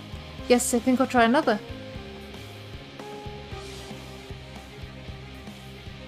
Well, it's certainly given me food for thought, though in a far less visceral manner than my philosopher's carrot. But tell me, what is your opinion of grapes? Meh. Meh? An expression of indifference, I assume? In all fairness, our compendium did note that they are valued more as an ingredient for spirituous beverages rather than as fruit for regular consumption. Anyway, that's enough about grapes for the time being. On to the next treat. Apple? Oh, orange. I wasn't even looking. Orange by the name? Oh, sorry. Orange by name, orange by nature. What came first, the fruit or the color? Who cares? Let's eat.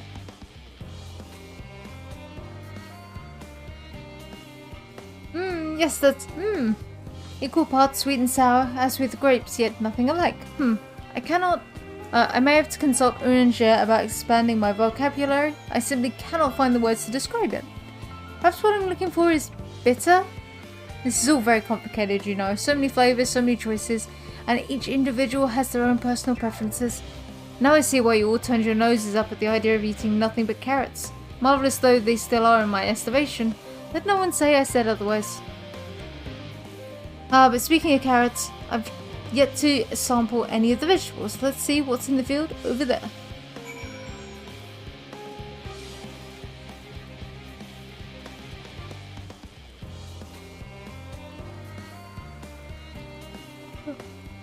Me slowly getting passed out, that's what's over here. Pumpkins? Nope. The color, that texture, they saw some sort of enormous round carrot. No? In any case, proper nomenclature is less of a concern than the taste. Blech, it's so hard and flavorless, I may as well be chewing on a piece of wood. This all but confirms it. These are nothing more than misbegotten failures masquerading as goodly carrots. Stop. Can't you see these are pumpkins? And no one with any sense would try eating them raw. You're supposed to cook them first. You don't find that an awful bother? Far from it, cooking is a joy unto itself. And what's more, it broadens the range of ingredients that we may safely eat. But above all else, cooking allows us to draw out the full potential of our produce. Pumpkin stew has been one of my favourite dishes as long as I can remember. Then perhaps even these hard blocks of plant matter can become as delicious as the orange I sampled. I wonder though, if there is anything even more delicious. How about that yellow fruit over yonder? Is it a lemon? You're about to have a sour experience, my friend. What a wondrous fragrance. With luck, it'll have a flavour to match. As I've no idea how these are eaten, I'll just bite into it. My tongue, is this poison? A lemon? You mean it's supposed to taste like this? How can something so similar to an orange be so revolting? It may be some time before my palate recovers from this ordeal. As such, I had best call an end to this round of sampling. Let us say our farewells and return to the others.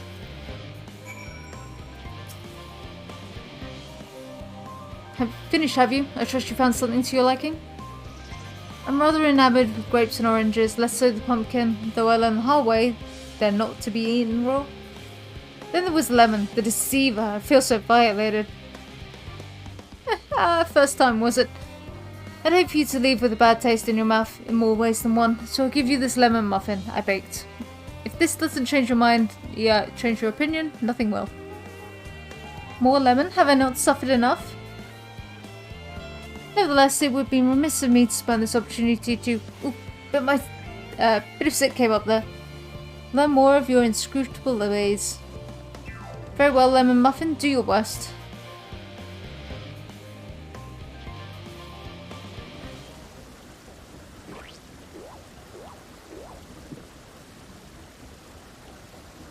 This is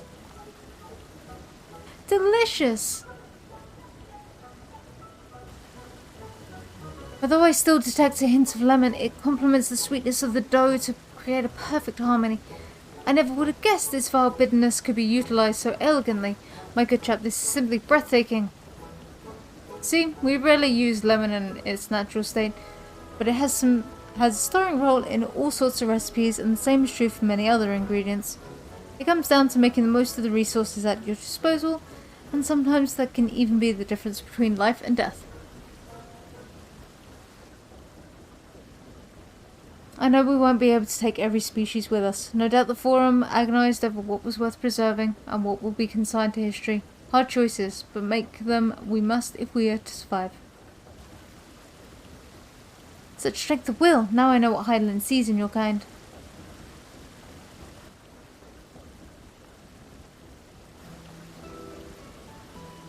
mankind, the Lolliprits, we were both born from the accumulated knowledge of the ancients. They learned all there is to learn about the nature of sentient life and fates of the stars themselves.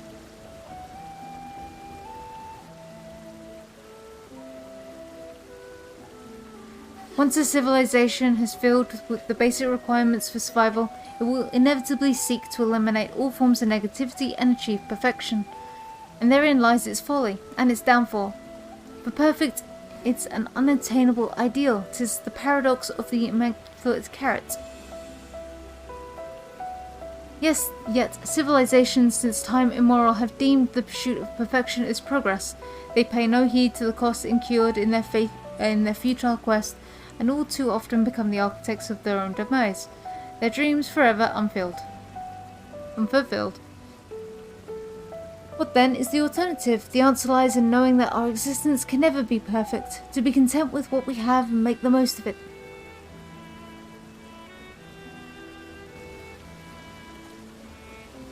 When life gives you lemons, make lemon muffins. Pardon my Eosium, but what in the seven hells are you on about? And who are you anyway? Cooking way at your service, I'm here to help prepare for the trip to the moon. And once you get there, you'll be able to try my carrots. I've been growing all different kinds. But don't worry, there'll be room for your crops too. We'll work together to preserve as many of Aetheris's speeches as possible, if you're up to the challenge. Yes, of course. I look forward to it. Oh, this has been highly productive. Probably. Let's go and see if Orange and the others have run out of machinery to inspect, shall we?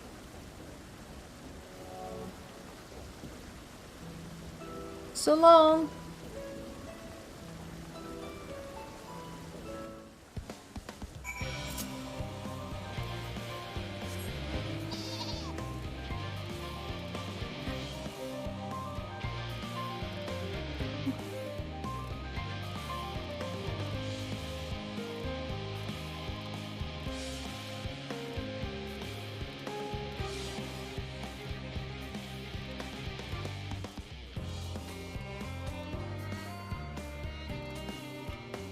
Nope, don't walk into those.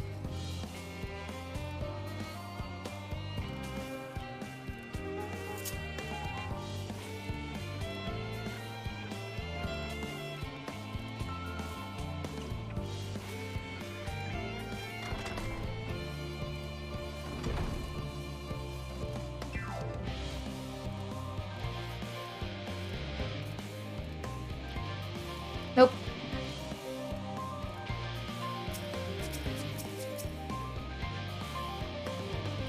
Too far away. There we go.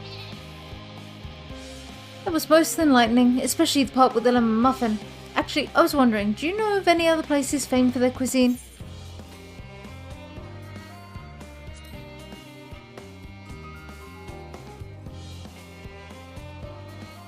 Would that I had time to visit. The more I learn of Aetheris, the more I wish we could spare it from the final days. Alas, Hydaelyn's orders are to flee, not to resist. If there was only some other way.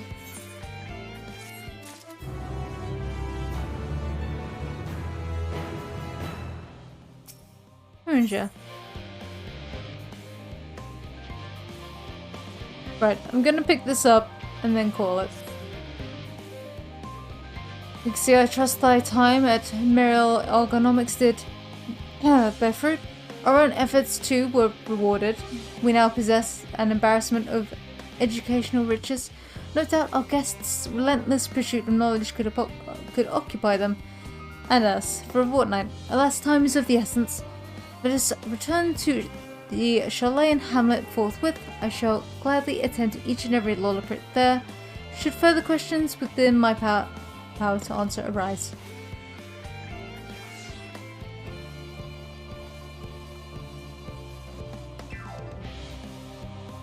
Aww.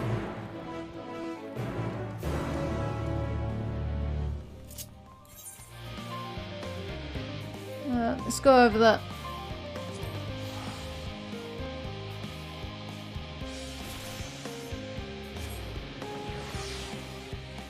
for my sake of being able to pick it up.